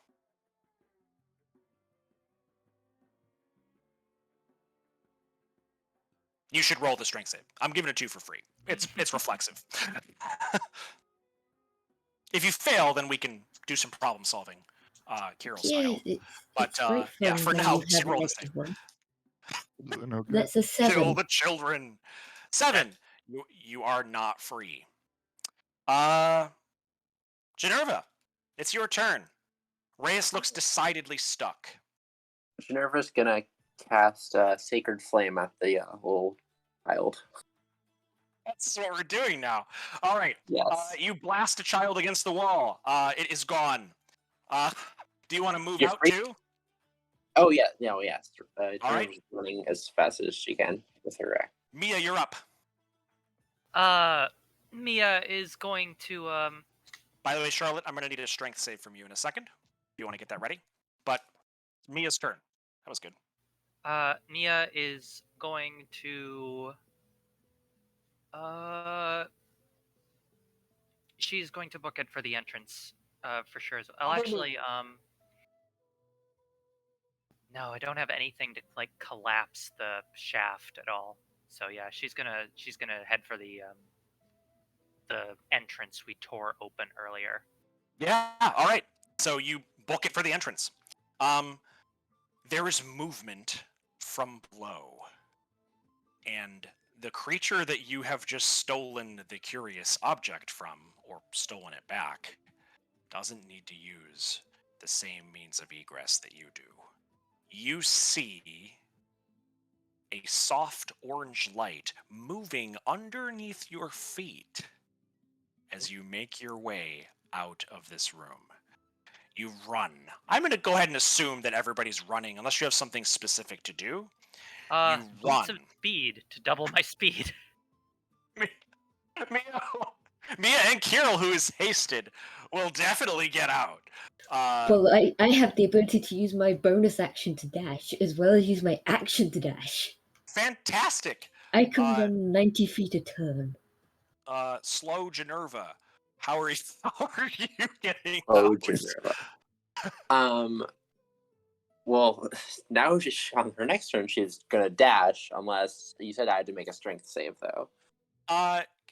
Would you like a hint? Kirill's a big guy. You should jump on his back. For the hand, for sure. All right, I'll do jump on it. Should jump on his back. You should. You should jump on his back and be his turret. Because they run faster. And they all run together. And Generva's kind of hanging on like with armor. And Generva's about to have something to do now that this is mounted combat for her. Because there are paraffin children closing the shaft with their bodies, trying to grab the magic thing that you have with you, and also the one that you took from outside, and also the ones you brought with you. So tasty magic items. The walls are closing in with these children and their glowing eyes. Generva, you got an action. What do you do? Let's see. Sorry. It's okay. There's a lot happening.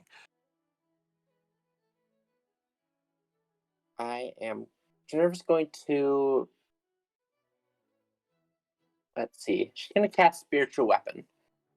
Oh, yes. Okay. So remind the audience what Spiritual Weapon does. I can create a floating spectral weapon within range. Yep. And when I cast a spell, I can keep going. Use a melee spell attack to on a hit. The target takes 1d8 plus spellcasting ability force damage. Hell yeah! So, what kind of weapon do you want? Let's see. There's a bunch of children. What's Chat, what's the best spiritual weapon with which to mow down children? 3 and 4 Yes, at a time. chat, please give us this. But audience participation. Best weapon. Audience moral culpability. Okay, Nerdsmith himself the paddle, nunchucks. Okay, paddle is good. Nunchucks are good too. Scythe. A hammer. I'm doing scythe. Scythe is great. Okay. Good. Cut them. The good Orion cleric of Pirua summons her holy weapon with which to murder the children. A glowing spectral scythe appears behind the fleeing adventurers and chops forward and back to clear a path. And a path is indeed cleared. Reaping down the children like wheat in a field. They're not real children. They got You're this. okay. That's the first time you said that. The four continue running. As the walls at first are closing in because the paraffin children want their take.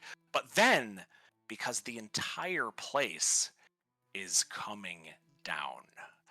The fire elemental is moving up toward you, and as it does, the walls are shifting.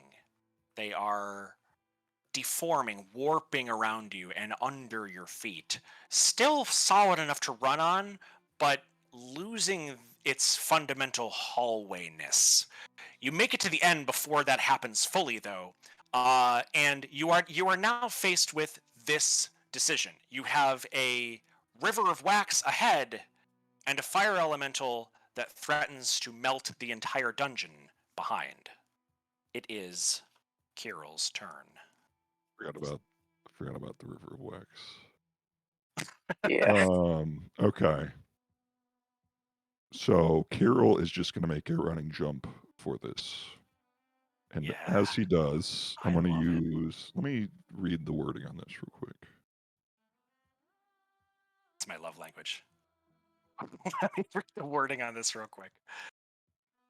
So I have to use a spell. And I felt Okay. challenged earlier. So I'm going to cast Scorching Ray at the fire elemental.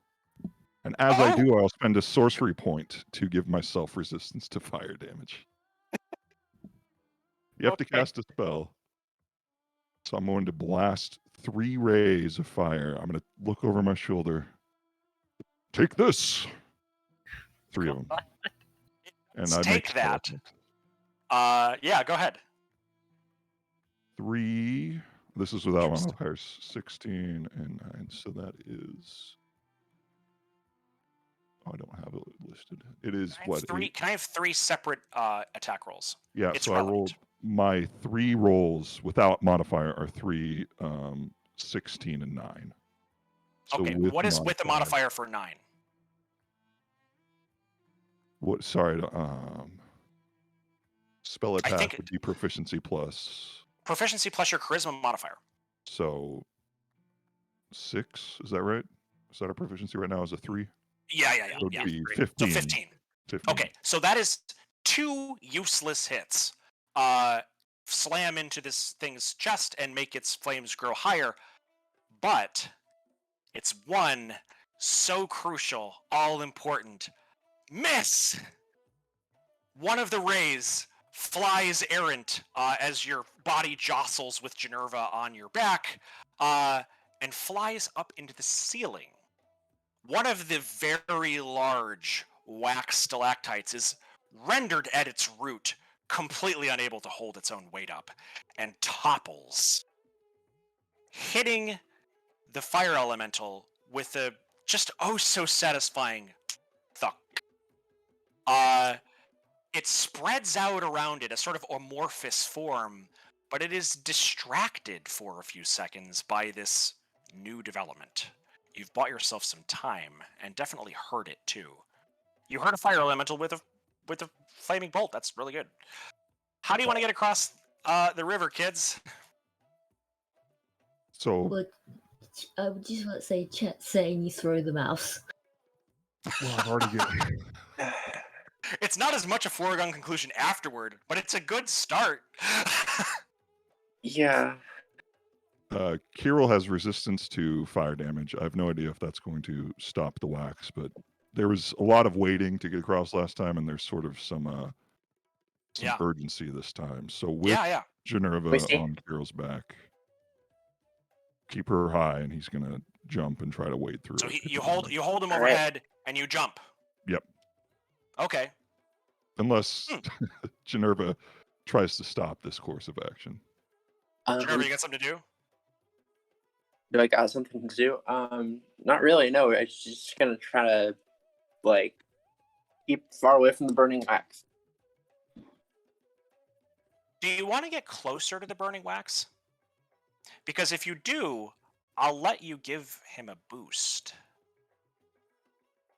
I'll let you hold your hands down and help him with the jump. Okay. Yeah. Yeah? I'll do that. All right. So, Kirill, roll me athletics with advantage. Okay, advantage was very good there. +2, that is a 16. 16. You are across.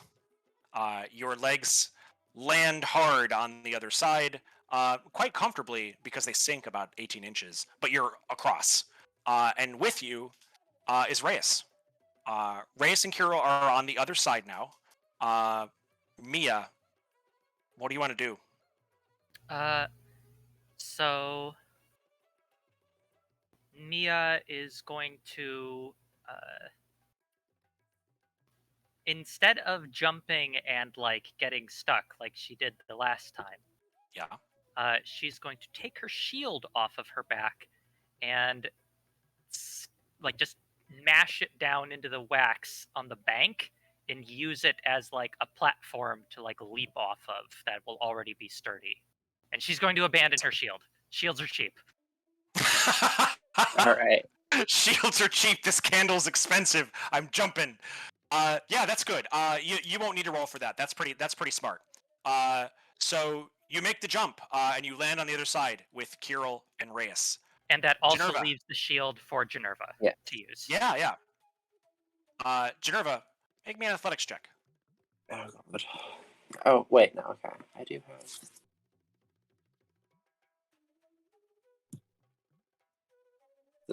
But that's a 6 right there.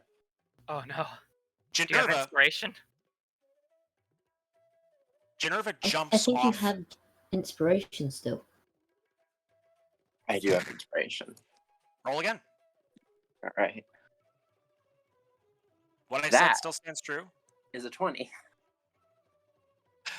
Let's go. Generva screws up her courage in the last moment, and just before her knees straighten to send her sailing over the river of death, she figures her shit out, and she lands on the other side safely.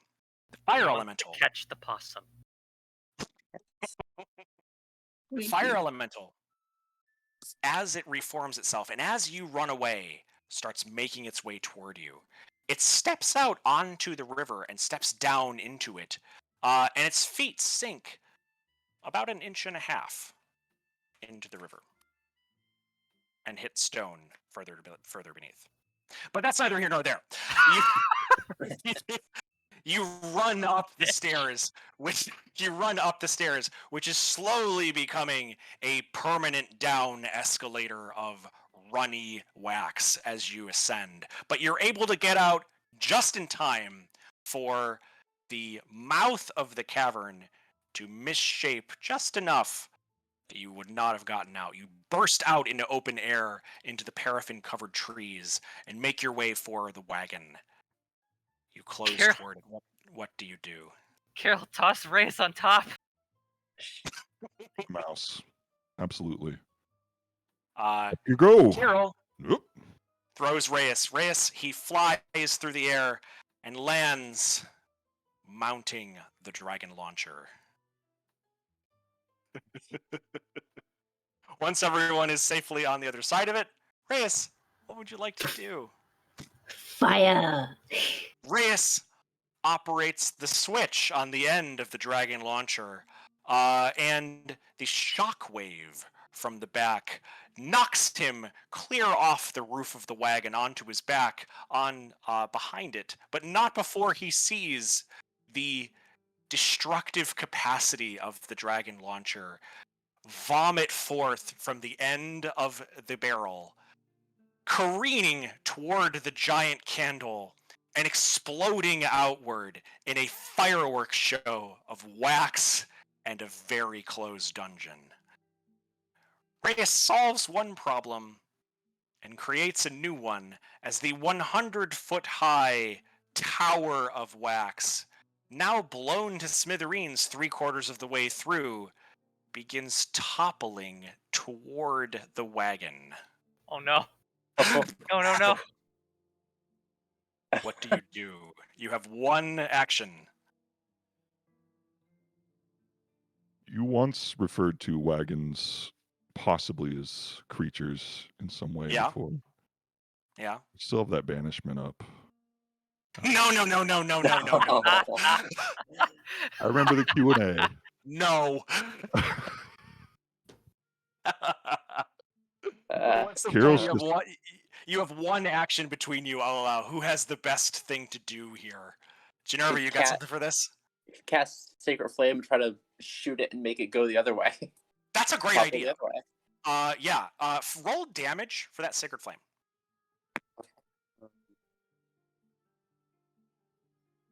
Oh wait, no. What am I doing? Roll damage. Sacred Flame. I forget.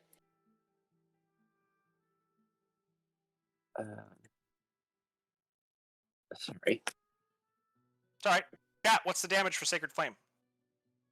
1d8 radiant damage. Okay. Yeah. Okay. Oh, it increases when I get to 5th level though, so that's 2d8. 2d8. That's Roll 'em up. 11. 11. That's great. And it takes double damage.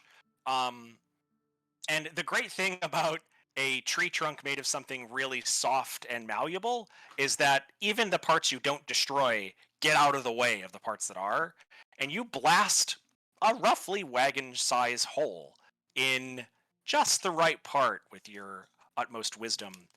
And Generva saves the wagon as it topples, as the giant candle topples over it, and it looks lost forever for the briefest of instants. And then it rolls out of the way with its size hole, having saved it from oblivion. Wonderful. The dungeon is closed. Super closed. The dungeon is closed. The dragon launcher is fired. Reyes' hair is slicked back as far as it will go, and there is a thick layer of black soot over his face as he opens his eyes.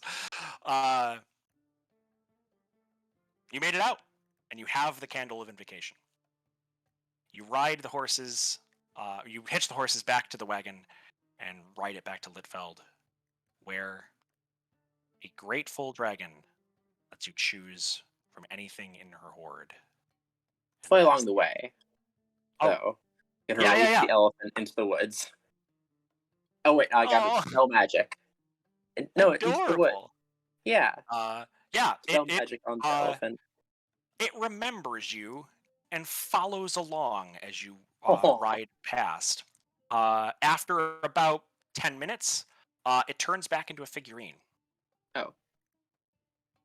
Does the elephant get scared of me though as it's coming by? Probably wary of you, but luckily it likes everyone else more than it is viscerally afraid of you. That's fair. So you made it out safe, and I'm going to call it.